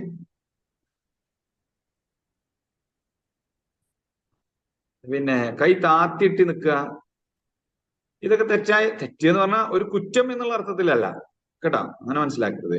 പിന്നെ ഏതെങ്കിലും ഒരു സൈഡിലേക്ക് ഇങ്ങനെ കൈ ചേർത്ത് വെക്കുക. ഇപ്പൊ ഹൃദയം ഇടതുഭാഗത്താണെന്ന് പറഞ്ഞിട്ട് ഇടതുഭാഗത്തേക്ക് ഹൃദയപക്ഷം ഇടതുപക്ഷം, അങ്ങനെ ഇടത്തേക്കുള്ള ചായ്വ് അത് വേണ്ട. അതേമാതിരി വലത്തെ പക്ഷമാണ് എന്ന് പറഞ്ഞിട്ട് വലതല്ലേ നല്ലത്, വലതിന് മുന്തിക്കാൻ പറഞ്ഞിട്ട് വലത്തേക്ക് വെക്കുക, അങ്ങനെയൊന്നും ചെയ്യണ്ട. ഓക്കെ, ശരിയായ രൂപം എന്ന് പറഞ്ഞാൽ നമ്മൾ നേരത്തെ പറഞ്ഞു കഴിഞ്ഞു. അതെങ്ങനെയാണ്? 2 മണിബന്ധങ്ങൾ ചേർന്ന് വരുന്ന രൂപത്തിൽ ഇടത് കൈ താഴെ വലത് കൈ മുകളിൽ, എന്നിട്ട് വലത് കൈയുടെ കൈപ്പത്തി എന്ത് ചെയ്യും? ഒന്നുമില്ലെങ്കിൽ കണ്ട കൈയിന്മേൽ ഇടത് കൈന്റെ കൈപ്പത്തിക്ക് പുറകിലായിട്ട് ഇതങ്ങനെ പരത്തി വെക്കും, അല്ലെങ്കിൽ എന്ത് ചെയ്യും? ഇങ്ങനെ പിടിക്കും. ക്ലിയർ അല്ലേ എല്ലാവർക്കും? അതെ. യെസ്. ഞാൻ അടുത്ത സ്ലൈഡ് നോക്ക്. അത് എവിടെ വെക്കണം എന്നുള്ളിടത്താണ് പ്രശ്നം അല്ലെ? എവിടെ വെക്കണം? റസൂലുള്ളാഹി സ്വല്ലല്ലാഹു അലൈഹി വസല്ലമയിൽ നിന്ന് ഉദ്ധരിക്കപ്പെട്ട ഒരു ഹദീസ് ഉണ്ട്. അത് ആരാ ഉദ്ധരിച്ചെന്നറിയോ? വാഇൽ ഇബ്നു ഹജർ റളിയല്ലാഹു അൻഹു ആണ് ഉദ്ധരിച്ചത്. ആ ഹദീസാണ് അപ്പൊ നിങ്ങൾ കാണുന്നത്. വദലീലുഹു, നെഞ്ചിൽ വെക്കണം എന്നുള്ളതിന്റെ തെളിവ് എന്താണ്? നെഞ്ചിൽ വെക്കണം എന്നുള്ളതിന്റെ തെളിവ് എന്താണ്? അവിടുന്ന് 2 കൈകളും നെഞ്ചിന്മേൽ വെക്കുമായിരുന്നു എന്ന് പറഞ്ഞ ഹദീസാണ്. അത് ആരാണ് ഉദ്ധരിച്ചത്? വാഇൽ ഇബ്നു ഹജർ ആണ്. വാഇൽ ഇബ്നു ഹജർ എന്താ പറയുന്നത്? സ്വല്ലൈതു മഅ റസൂലില്ലാഹി സ്വല്ലല്ലാഹു അലൈഹി വസല്ലം, നബി സല്ലല്ലാഹു അലൈഹി വസല്ലമിന്റെ കൂടെ ഞാൻ നിസ്കരിച്ചിട്ടുണ്ട്. ഫവളഅ യദിഹിൽ യുംന, കാണുന്നുണ്ടോ നിങ്ങൾക്ക്? ഫവളഅ യദിഹിൽ യുംന. അറബി വായിക്കാൻ അറിയുന്ന ഒരാളുണ്ടെങ്കിൽ ഒന്ന് വായിച്ചാൽ നമുക്ക് കുറച്ചുകൂടി എളുപ്പമായിരുന്നു. ഉണ്ടോ ആരെങ്കിലും? ശരി, ഞാൻ വായിക്കാം. ഫവളഅ യദിഹിൽ യുംന, നബി സല്ലല്ലാഹു അലൈഹി വസല്ലമ അദ്ദേഹത്തിന്റെ വലതുകൈ വെച്ചു അലൽ യുസ്ര, ഇടതിന് മുകളിലായിട്ട് വെച്ചു. അലാ സദ്രിഹി, എവിടെ വെച്ചത്? സദ്റിന്റെ മുകളിൽ. എവിടെ വെച്ചത്? ആ മഞ്ഞ നിറത്തിലാണ് സദ്രിഹി. ഇത് വേണമെങ്കിൽ സ്ക്രീൻഷോട്ട് എടുത്തു വെച്ചോ, നിങ്ങൾക്ക് ആവശ്യം വരും. കാരണം എന്താണ്? ഇത് സ്ലൈഡുകളൊക്കെ നമുക്ക് ഷെയർ ചെയ്യാം കേട്ടോ, കുഴപ്പമില്ല. അഖ്റജഹു ഇബ്നു ഖുസൈമ ഫീ സ്വഹീഹി, ഇബ്നു ഖുസൈമ എന്ന ഹദീസ് പണ്ഡിതൻ തന്റെ സ്വഹീഹായ ഹദീസുകൾ ക്രോഡീകരിച്ചപ്പോൾ അതിൽ ചേർത്ത ഹദീസാണിത്. ഇനി ഈ കോൺട്രവേഴ്സി ഉണ്ടല്ലോ, നെഞ്ചത്ത് വെക്കണോ, താഴെ വെക്കണോ, പള്ളയിൽ വെക്കണോ, പൊക്കിളിന്റെ താഴെ വെക്കണോ, അതിന്റെ മുകളിൽ വെക്കണോ എന്നുള്ള കോൺട്രവേഴ്സി, അതിനെ സംബന്ധിച്ച് പണ്ഡിതന്മാർ പറഞ്ഞിട്ടുണ്ട്. ഇതിപ്പോ ഇബ്നു ബാസ് റഹ്മത്തുള്ളാഹി അലൈഹി പറഞ്ഞ കാര്യമാണ് ഞാൻ ഇവിടെ എടുത്ത് ഉദ്ധരിച്ചിട്ടുള്ളത്. അമ്മ ഹദീസു അലി റളിയല്ലാഹു അൻഹു അൽ മുതഖദ്ദം, ഇതിനു മുമ്പ് അദ്ദേഹം അലി റളിയല്ലാഹു അൻഹുവിൽ നിന്ന് ഉദ്ധരിക്കപ്പെട്ട ഒരു ഹദീസ് പറയുന്നുണ്ട്. ആ ഹദീസിൽ എന്താ ഉള്ളത്? പൊക്കിളിന് താഴെയായിട്ട് തഹ്ത സുറ എന്ന് പറയുന്ന ഹദീസാണ് അത്. ആ ഹദീസിനെ കുറിച്ചാണ് പറയുന്നത്. അലി റളിയല്ലാഹു അൻഹുവിന്റെ മുൻ സൂചിപ്പിച്ച ഹദീസ് ഫഹുവ ലഈഫ്. അതെന്താണ്? ലഈഫാണ്. ലഈഫായ ഹദീസ് അടിസ്ഥാനത്തിൽ നമ്മൾ അമൽ ചെയ്യാൻ പാടുണ്ടോ? ഒരിക്കലും പാടില്ല അല്ലെ? ബിഇത്തിഫാഖി അഇമ്മത്തിൽ ജർഹ് വത്തഅദീൽ. എന്തുകൊണ്ടാണ് അതിനെ ലഈഫാണെന്ന് പറയാൻ കാരണം? അത് ജർഹ് വത്തഅദീൽ നടത്തിയ ഇമാമുമാർ. ജർഹ് വത്തഅദീൽ എന്ന് പറഞ്ഞാൽ എന്താണ്? ഓരോ ഹദീസിനെയും അതിന്റെ പരമ്പരകളും അതിന്റെ അർത്ഥവും ഒക്കെ പരിശോധിച്ച് മറ്റു ഹദീസുകൾക്ക് വിരുദ്ധമാവുന്നുണ്ടോ, ഖുർആനിന്റെ ആയത്തുകൾക്ക് വിരുദ്ധമാവുന്നുണ്ടോ, അതുപോലെ തന്നെ പരമ്പരയിലെ ഓരോ കണ്ണിയും പ്രവാചകനിൽ നിന്ന് ഈ ഹദീസ് ആരാണോ ഉദ്ധരിക്കുന്നത്, ബുഖാരിയാണോ, മുസ്ലിമാണോ, അബൂദാവൂദാണോ, നസായി ആണോ, തുർമുദി ആണോ, ഇബ്നു മാജ ആണോ, അഹമ്മദ് ഷാക്കിർ ആണോ, ഈ പറഞ്ഞതുപോലെ ഈ ഹുസൈമയാണോ, ഇബ്നു ഹുസൈമയാണോ, ആരാണോ ഉദ്ധരിക്കുന്നത് അവരിലേക്ക് എത്തുന്ന പരമ്പര അണമുറിയാതെ കണ്ണിമുറിയാതെ റസൂലിലേക്ക് എത്തണം. അത് പരിശോധിച്ച് അതിൽ വിധി പറഞ്ഞ പണ്ഡിതന്മാരെയാണ് നമ്മൾ എന്ത് പറയാ, അഇമ്മത്തുൽ ജർഹി വത്തഅദീൽ എന്ന് പറയാം. ജർഹ് വത്തഅദീൽ എന്ന് പറഞ്ഞാല് ഹദീസിനെ പരിശോധിക്കുകയും സ്വഹീഹാണോ ലൈഫാണോ എന്ന് പരിശോധിക്കുകയും ചെയ്യുന്ന മാനദണ്ഡങ്ങളെ അടിസ്ഥാനമാക്കി അങ്ങനെ വേർതിരിക്കുന്ന പ്രക്രിയക്ക് നമ്മൾ പറയുന്ന പേരാണ് എന്ത്, ജർഹ് വത്തഅദീൽ. ആ വിജ്ഞാന ശാഖക്ക് നമ്മളൊരു പേര് പറയാലോ, അതെന്താണ്? സനദ്. ഏതാ? സനദ്. സനദ് പറഞ്ഞ പരമ്പര. ഉസൂലുൽ ഹദീസ് എന്നാണ് പറയാ. ഉസൂലുൽ ഹദീസ്, ഹദീസുകളുടെ നിദാന ശാസ്ത്രം എന്ന് പറയും. ഹദീസുകളുടെ നിദാന ശാസ്ത്രം അതൊരു സയൻസ് ആണ് ആക്ച്വലി. ആ സയൻസിൽ കൃത്യമായ തെളിവുകളുണ്ട്, മാനദണ്ഡങ്ങളുണ്ട്, അതിൽ ഇഷ്ടംപോലെ ഗ്രന്ഥങ്ങളുണ്ട്. അത് വെറുതെ അങ്ങോട്ട് വന്നിട്ട് ഒരു ഹദീസ് ലൈഫാണ്, ഒരു ഹദീസ് സഹിയാണ്, അത് ഹസനാണ്, അത് ഹസനിൽ ഗൈരിയാണ്, ഹസൻ അത് ഷാദാണ്, അത് മുത്തവാത്തിറാണ് എന്നൊന്നും പറയാന് പറ്റൂല. ഹദീസുകളിൽ പല ദർജയിൽപ്പെട്ട ഹദീസുകളുണ്ട്. ഖുർആൻ ആയത്തുകൾക്ക് എല്ലാവർക്കും ഒരേ ദർജയാണ്. നബി സല്ലല്ലാഹു അലൈഹി വസല്ലമ പ്രത്യേകമായി പറഞ്ഞതിന് പ്രത്യേകമായ പുണ്യമുണ്ട്, ഫളിലുണ്ട് എന്നുള്ളതല്ല. അതേ ദർജയിൽ മാറ്റമല്ല. പക്ഷെ ഹദീസ് അങ്ങനെയല്ല, ഹദീസിന്റെ ദർജകളിൽ മാറ്റമുണ്ട്. മുത്തവാത്തിറായ ഹദീസ് എന്ന് പറഞ്ഞാല് ഗ്രൂപ്പ് ഓഫ് പീപ്പിൾ ഇങ്ങനെ കൈമാറി വന്ന നബിയുടെ അടുത്തുനിന്ന് കേട്ട സഹാബിമാർ ഒരു ഗ്രൂപ്പ് ഉണ്ടാവും. അത് കഴിഞ്ഞ് ആ ഹദീസ് കേട്ട അടുത്തൊരു ഗ്രൂപ്പ് ഉണ്ടാവും. അത് കഴിഞ്ഞ് അടുത്ത ഗ്രൂപ്പ് ഉണ്ടാവും. അങ്ങനെ ഓരോ പരമ്പരയിലെ ഓരോ ഘട്ടത്തിലും ഓരോ കണ്ണിയിലും ഒരുപാട് ആളുകൾ ഉണ്ടാവും. അതിനാണ് നമ്മൾ മുത്തവാത്തിറായ ഹദീസ് എന്ന് പറയുന്നത്. മനസ്സിലായോ? രണ്ടാളുകൾ ഉണ്ടാവും. ചില ഏരിയയിൽ വരുമ്പോൾ മാത്രം 2-3 ആളുകൾ ഉണ്ടാവും. സഹാബിമാര് ചിലപ്പോൾ 4 ആളുണ്ടാവും, താബി ഒരാളെ കേട്ടിട്ടുണ്ടാവുള്ളൂ. അങ്ങനെയുള്ള ഹദീസുകൾ അതിന് തൊട്ട് താഴെ ഉള്ള ഹദീസുകളാണ്. മഷ്ഹൂറായ ഹദീസുകളുണ്ട്. അതുപോലെ തന്നെ ഖബർ വാഹിദ് എന്ന് പറയുന്ന ഹദീസുകളുണ്ട്. പരമ്പരയിൽ ഓരോ ആളെ ഉണ്ടാവുള്ളൂ. ദാവൂദ് കേട്ടത് ഒരാളിൽ നിന്നായിരിക്കും, അയാൾ കേട്ടത് വേറൊരാളിൽ നിന്നായിരിക്കും, അയാൾ കേട്ടത് വേറൊരാളിൽ നിന്നായിരിക്കും, അയാൾ കേട്ടത് വേറൊരു നിന്നായിരിക്കും, അയാൾ ഒരു താബീന്റെ അടുത്ത് നിന്നായിരിക്കും, അയാൾ ഒരു സഹാബിന്റെ അടുത്ത് നിന്നായിരിക്കും, അയാൾ നബി സല്ലല്ലാഹു അലൈഹി വസല്ലമയുടെ അടുത്ത്. അല്ലാഹു യർഹമുഹും ജമീഅൻ. അപ്പോ അങ്ങനെയുള്ളത് ഖബർ വാഹിദ് എന്ന് പറയും. അപ്പോ ജർഹ് വത്തഅദീല് അതിന്റെ നിദാന ശാസ്ത്രം ഉസൂലുൽ ഹദീസ് വെച്ചുകൊണ്ടാണ് ജർഹ് വത്തഅദീൽ നടത്തുക. സഹീഹാണോ വൈഫാണോ എന്ന് പരിശോധിക്കുന്ന പ്രക്രിയയെ നമ്മൾ പറയുന്ന പേരെന്താണ്? ജർഹ് വത്തഅദീൽ എന്നാണ്.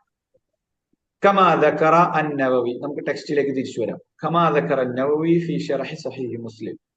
സഹീഹ് മുസ്ലിമിന്റെ ഷർഹിൽ ഇമാം നവവി പറഞ്ഞതും അതുപോലെ തന്നെ ഇമാം നവവി തന്നെ മജ്മൂ' ശറഹുൽ മുഹദ്ദബ്, ശറഹുൽ മുഹദ്ദബിന്റെ അതില് ഇമാം നവവി പറഞ്ഞതും എന്താണ്? യതഹസ്സൽ മിൻ ഹാദാ അന്ന സുന്ന. സുന്നത്ത് എന്ന് പറഞ്ഞാൽ എന്താണ്? വളഉൽ യദൈനി, 2 കൈയും വെക്കലാണ്. അല സ്വദർ, എവിടെ? സ്വദറിൽ വെക്കലാണ്. വലൈസ തഹ്ത സുറ. അലി റളിയല്ലാഹു അൻഹു ഹദീസിൽ തഹ്ത സുറ എന്നാ പറഞ്ഞത്. അത് ദഈഫാണ്. പക്ഷെ ശർഹിൽ സ്വഹീഹായി വന്നത്, സുന്നത്തായി വന്നത് എന്താണ്? സ്വദറിൽ വെക്കലാണ്. പുക്കളിന് താഴെ വെക്കുക. സുറത്ത് എന്ന് പറഞ്ഞ പുക്കൾ എന്നാണ് അർത്ഥം. പുക്കളിന് താഴെ വെക്കുക എന്നുള്ളതല്ല. എന്നാൽ ഒരാള് അത് പുക്കളിന് താഴെ വെച്ച് നിസ്കരിക്കൂ എന്ന് പറയാണ്. നിസ്കരിച്ചു എന്ന് വിചാരിക്കുക. ഫലാ യുഖാലു ഇന്നഹു മുഹറം. എന്നാൽ അയാൾ വലിയൊരു ഹറാം ചെയ്തു, ഒരു കൊടും പാതകം ചെയ്തു എന്നൊന്നും പറയേണ്ടതില്ല. ഇബ്നു ബാസ് പറയാണ് അന്ന കുല്ലൽ അംറൈനി മർവിയുൻ. എന്നാലും 2 കാര്യങ്ങളും റിപ്പോർട്ട് ചെയ്യപ്പെട്ടു വന്നതാണല്ലോ. വഅഖദ ബിഹി ജമാഅത്തും മിൻ അഹ്ലിൽ ഇൽം. കുറച്ച് പണ്ഡിതന്മാർ ആ കാര്യം സ്വീകരിച്ചിട്ടുമുണ്ട്. വലം യരിദ് നഹി അൻ ദാലിക്. എന്നാൽ അങ്ങനെ ചെയ്യരുത് എന്നൊരു നഹി നബി സല്ലല്ലാഹു അലൈഹി വസല്ലമയിൽ നിന്ന് വന്നിട്ടുമില്ല. വൽ അംറു ഫീഹി വാസിഉൻ. കാര്യങ്ങൾ ഈ വിഷയത്തിൽ കുറച്ച് വിശാലമായ മനസ്ഥിതിയോടുകൂടി സമീപിച്ചാൽ മതി. കമാ ഖാല ഇബ്നു ഖുദാമ ഫിൽ മുഗ്നി. മുഗ്നി എന്ന ഗ്രന്ഥത്തിൽ ഇബ്നു ഖുദാമ എന്ന് പറയുന്ന പണ്ഡിതൻ പറഞ്ഞതുപോലെ വഗായതു മാ ഫി വദഇൽ യദൈനി വമകാനി വദഇഹിമാ ഹാലു സ്വലാത്തി അൽ ഇസ്തിഹ്ബാബ്. നമസ്കാരത്തിന്റെ സുന്നത്തുകളിൽപ്പെട്ടതാണ് കൈ കെട്ടുക എന്നതും കൈ കെട്ടേണ്ടത് എവിടെ എന്നതും. മനസ്സിലായോ അത് ആ പറഞ്ഞത്? ഗായത്തു മാ ഫീ വളഇൽ യദൈനി വമകാനു വളഇഹിമാ ഹാലു സ്വലാത്തി അൽ ഇസ്തിഹ്ബാബ്. നിസ്കാരത്തിന്റെ കർമ്മങ്ങൾ പരിശോധിക്കുമ്പോൾ ഫാത്തിഹ സൂറത്ത് നിർബന്ധമാണ്, സുജൂദ് നിർബന്ധമാണ്, അല്ലെ? എന്നതുപോലെ നിർബന്ധപരമായ ഒരു കാര്യമല്ല എന്ത് കൈ കെട്ടുക എന്ന് പറയുന്നതും അത് നെഞ്ചത്ത് തന്നെ വെക്കുക എന്ന്. അത് സുന്നത്തായ കാര്യമാണ്. നിസ്കാരം ഫർളാണ്, പക്ഷെ ആ നിസ്കാരത്തിന്റെ ഉള്ളിൽ ചെറിയ ചെറിയ കുറെ സുന്നത്തുകളുണ്ട്, ഫർളുകളുണ്ട്. ഇതൊക്കെ കൂടിയ ഒരു ഫർളാണ് എന്ത് നമസ്കാരം എന്ന് പറയുന്നത്. അപ്പൊ അതുകൊണ്ട് ഇസ്തിഹ്ബാബായ ഒരു കാര്യമാണ് വല ഇസ്മ അലാ മൻ തറക്കഹു. അതുകൊണ്ട് തന്നെ ഇസ്തിഹ്ബാബായ ഒരു കാര്യം ഒരാൾ ഒഴിവാക്കി, അതുകൊണ്ട് അയാൾക്കെതിരെ കുറ്റം ഉണ്ടാവും. അപ്പൊ ഒരാൾ കൈയെട്ടാതെ നിസ്കരിച്ചു, അങ്ങനെയാണെങ്കിൽ അയാൾ കുറ്റക്കാരനായ അയാളെ നിസ്കാരം ബാത്തിലായി എന്ന് പറയാൻ പറ്റുമോ? ഇല്ല. കാരണം എന്താണ്? അയാൾ ഇസ്തിഹ്ബാബായ ഒരു കാര്യമാണ്. അതുകൊണ്ടാണ് മാലിക്കി ഇമാമിന്റെ ഫത്വകളെ പിന്തുടരുന്ന, ആ മദ്ഹബിനെ പിന്തുടരുന്ന ആളുകൾ കൈ താഴ്ത്തിയിട്ട് നിസ്കരിച്ചാലും ആ നിസ്കാരം ബാത്തിലാണ് എന്ന് നമ്മൾ പറയാതിരിക്കാനുള്ള കാരണമാണ്. മനസ്സിലായോ? ക്ലിയർ ആയോ? പൊക്കിലിന് താഴെ കൈയെട്ടിയാണ് കുറെ ആൾക്കാർ നിസ്കരിക്കുന്നത്. ആ നിസ്കാരം ബാത്തിലാണ്, നിങ്ങൾ നിസ്കരിച്ചത് ശരിയായില്ല, നിങ്ങൾ ആദ്യം പോയി നിസ്കരിച്ചു വരും എന്ന് അവരോട് പറയേണ്ടതുണ്ടോ? ഇല്ല. എന്തുകൊണ്ട്? ഈ ഒരു തെറ്റ് മാത്രമാണ് അവർ ചെയ്യുന്നതെങ്കിൽ അത് നിസ്കാരത്തിലെ സുന്നത്തായ ഒരു കർമ്മമാണ്. അത് തെറ്റിച്ചു വെച്ചിട്ട് കുറ്റം അവന്റെ മേലുണ്ടാവുകയില്ല. പക്ഷെ ഇത് അറിഞ്ഞിട്ടും ആദ്യം എങ്ങനെയെങ്കിലും നിസ്കരിക്കുക എന്നുള്ള മെന്റാലിറ്റിയോട് കൂടിയാണ് നിസ്കരിക്കണമെങ്കിൽ അത് തെറ്റാണ്. മറിച്ച് മറ്റേ ഹദീസ് അങ്ങനെ ഉണ്ടല്ലോ എന്ന അടിസ്ഥാനത്തിൽ അത് വിശ്വസിച്ചുകൊണ്ട് ഒരാൾ അങ്ങനെ ചെയ്യുകയാണെങ്കിൽ അതിന് നമുക്ക് കുറ്റം പറയാൻ പറ്റില്ല. എന്നാൽ ധിക്കാരപരമായി അത് ചെയ്യരുത്. നിങ്ങൾ അങ്ങനെയാണ് ചെയ്യുന്നത്, ഞങ്ങൾ ഇങ്ങനെ ചെയ്യുള്ളൂ എന്ന് പറയുന്നത് കേട്ടോ. അപ്പൊ അതാണ്, അതിന്റെ പേരിൽ ഒരാളുടെ നിസ്കാരം ബാത്തിലാവും എന്ന് പറയാൻ നമുക്ക് കഴിയില്ല. അപ്പൊ ഇതിലേതാണ് അലസ്വദർ എന്ന് പറയുന്നത്, നെഞ്ചിന്റെ മേൽ എന്ന് പറയുന്നത് ഇപ്പോ ഏതാണെന്നാണ് നിങ്ങൾക്ക് മനസ്സിലായത്? 14:37. അപ്പൊ നെഞ്ചിന്റെ മേൽ ഇപ്പം ഒരാൾ പറയണ എന്റെ നെഞ്ച് കുറച്ച് താഴെയാണെന്ന് പറയണെങ്കിൽ ഇപ്പൊ അതിന് പ്രത്യേകിച്ച് നമുക്ക് പറയാനൊന്നുമില്ല. ഇപ്പം ഉള്ള ചർച്ച അങ്ങനെയാണ്. സ്വദരിഹി എന്ന് പറഞ്ഞ ഹദീസ് സ്വഹീഹായി വന്നിട്ടുണ്ട്. എന്നാ അപ്പൊ സ്വദർ ഏതാണ്, സ്വദർ എവിടെയാണെന്നുള്ളിടത്താണ് ഇപ്പൊ തർക്കം കേട്ടോ. അപ്പൊ ഏതായാലും നിങ്ങൾക്ക് എന്താണോ മനസ്സിലായത് അത് നിങ്ങൾ പിന്തുടരുക. അല്ലാഹു അഅലം. സുന്നത്ത് പിന്തുടരാനാണ് റസൂലുള്ളാഹി പഠിപ്പിച്ചത്. നബി നിസ്കരിച്ചതിന്റെ രൂപം ഹദീസുകൾ. വാഇൽ ഇബ്നു ഹജർ ആരാണ് ഹദീസ് ഉദ്ധരിച്ചത്? നമ്മൾ പഠിച്ചു വെക്കേണ്ട ഹദീസാണ്. വാഇൽ ഇബ്നു ഹജറാണ് ഹദീസ് ഉദ്ധരിച്ചത്. ശരി, അടുത്തതിലേക്ക് പോകാം. നബി സല്ലല്ലാഹു അലൈഹി വസല്ലം നമ്മളെ ഓർമ്മിപ്പിച്ച ഒരു കാര്യമാണ്, നിങ്ങൾ ഊരക്ക് കൈ കൊടുത്തുകൊണ്ട് നിസ്കരിക്കാൻ പാടില്ല. നബി വിരോധിക്കാറുള്ള സ്വിൽബ ഇതാണ്. സ്വിൽബയുടെ രൂപത്തിൽ നിങ്ങൾ നിസ്കരിക്കരുത് എന്ന് നബി ഹദീസിൽ വന്നിട്ടുണ്ട് കേട്ടോ. ശരി, ഇനി നമുക്ക് അടുത്ത ഭാഗത്തേക്ക് പോവാം. നമ്മൾ എവിടേക്കാ നോക്കേണ്ടത്? വളരെ പ്രാധാന്യത്തോടു കൂടി ഇമാം അൽബാനി അദ്ദേഹത്തിന്റെ ഈ പുസ്തകത്തിൽ ഒരുപാട് ഹദീസുകൾ എടുത്തുദ്ധരിച്ചിട്ടുള്ള ഒരു കാര്യമാണിത്. ഒരുപാട് ഹദീസുകളുണ്ട്. ആരാ ഒന്നാമത്തെ ഹദീസ് ഒന്ന് വായിക്കാം? പെട്ടെന്ന് ഇവിടുന്ന് വായിച്ചു. നമ്മുടെ സമയം ഏതാണ്ട് തീരാറായി. നമ്മളൊരു 5 മിനിറ്റും കൂടി എടുത്ത് നമുക്ക് അവസാനിക്കണം. പ്രാരംഭ പ്രാർത്ഥന നമുക്ക് ഇനി അടുത്ത ക്ലാസ്സിൽ പഠിക്കാം, അതായിരിക്കും നല്ലത്. നമുക്ക് സമയം ഉണ്ടാവില്ല. ഇതുവരെ പറഞ്ഞാൽ എന്തെങ്കിലും സംശയം ഉണ്ടെങ്കിൽ ചോദിക്കാട്ടോ, ഇടക്ക് കയറിയൊക്കെ ചോദിക്കാം. നമ്മളൊരു ക്ലാസ് റൂമായിട്ട് കണ്ടാൽ മതി ഇതിനെ.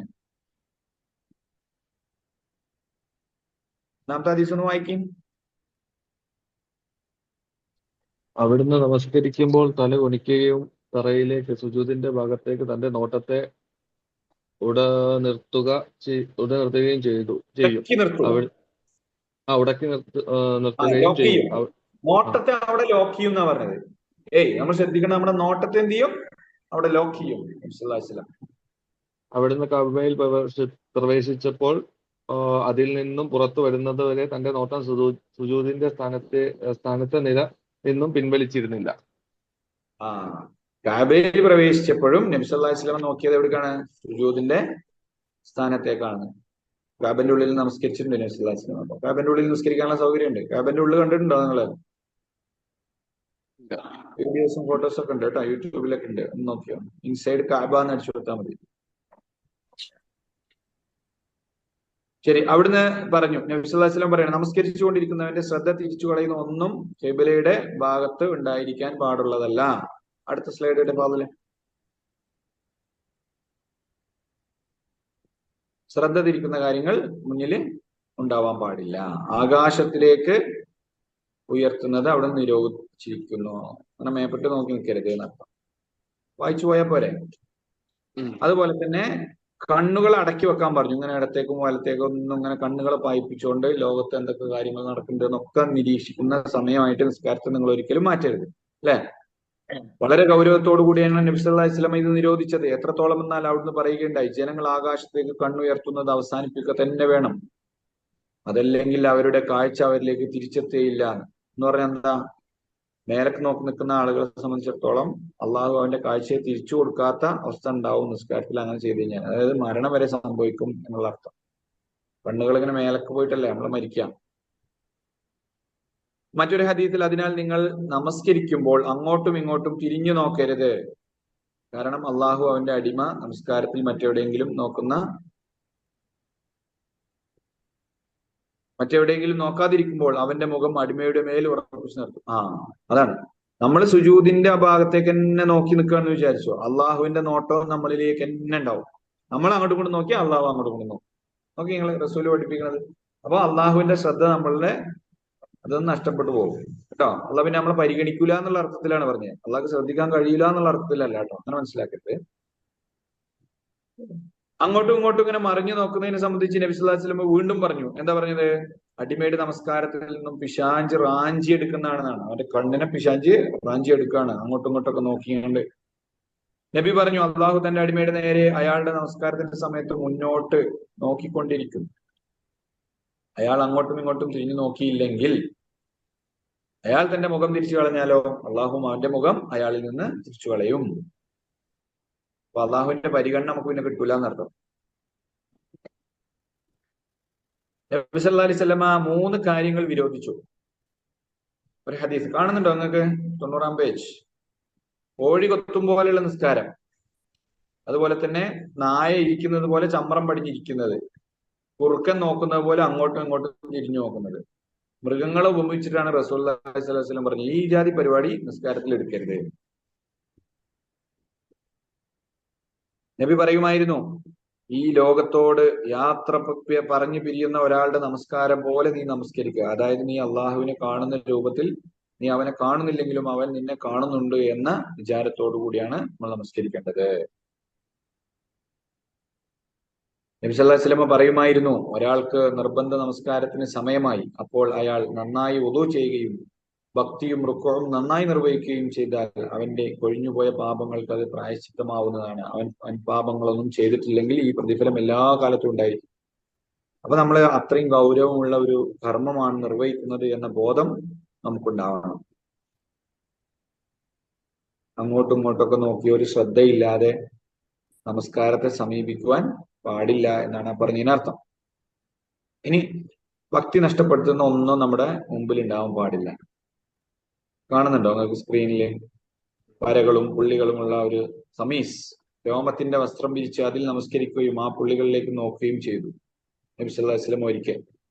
അങ്ങനെ നമസ്കാരം കഴിഞ്ഞ ശേഷം അവിടുന്ന് പറഞ്ഞു, നിങ്ങൾ ഈ കമീസ് കൊണ്ടുപോയി അബൂജഹമിന് കൊടുത്തിട്ട് അദ്ദേഹത്തിന്റെ അൻബിജാനിയ, എന്താണ് അൻബിജാനിയ എന്ന് പറഞ്ഞാല്?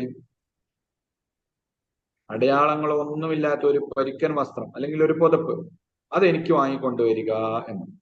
കാരണം അതിപ്പോൾ എന്റെ നമസ്കാരത്തിൽ നിന്നും, ഈ സമീസ് ഉണ്ടല്ലോ പുള്ളികളും കുത്തുകളൊക്കെ ഉള്ള, എന്റെ നമസ്കാരത്തിൽ നിന്നുള്ള കോൺസെൻട്രേഷൻ തെറ്റാൻ അത് കാരണമായി എന്നാണ് റസൂലുള്ളാഹി സ്വല്ലല്ലാഹു അലൈഹി വസല്ലം പറയുന്നത്. വേറെ റിപ്പോർട്ടിൽ പറയാണ്, ഞാൻ നമസ്കാരത്തിൽ അതിന്റെ പുള്ളികളിലേക്ക് നോക്കി പോവുകയും അത് എന്നെ കുഴപ്പത്തിലാക്കുമാറ് എന്റെ നമസ്കാരം അശ്രദ്ധമാക്കുകയും ചെയ്തു എന്ന്. ആയിഷ റളിയല്ലാഹു അൻഹ തന്റെ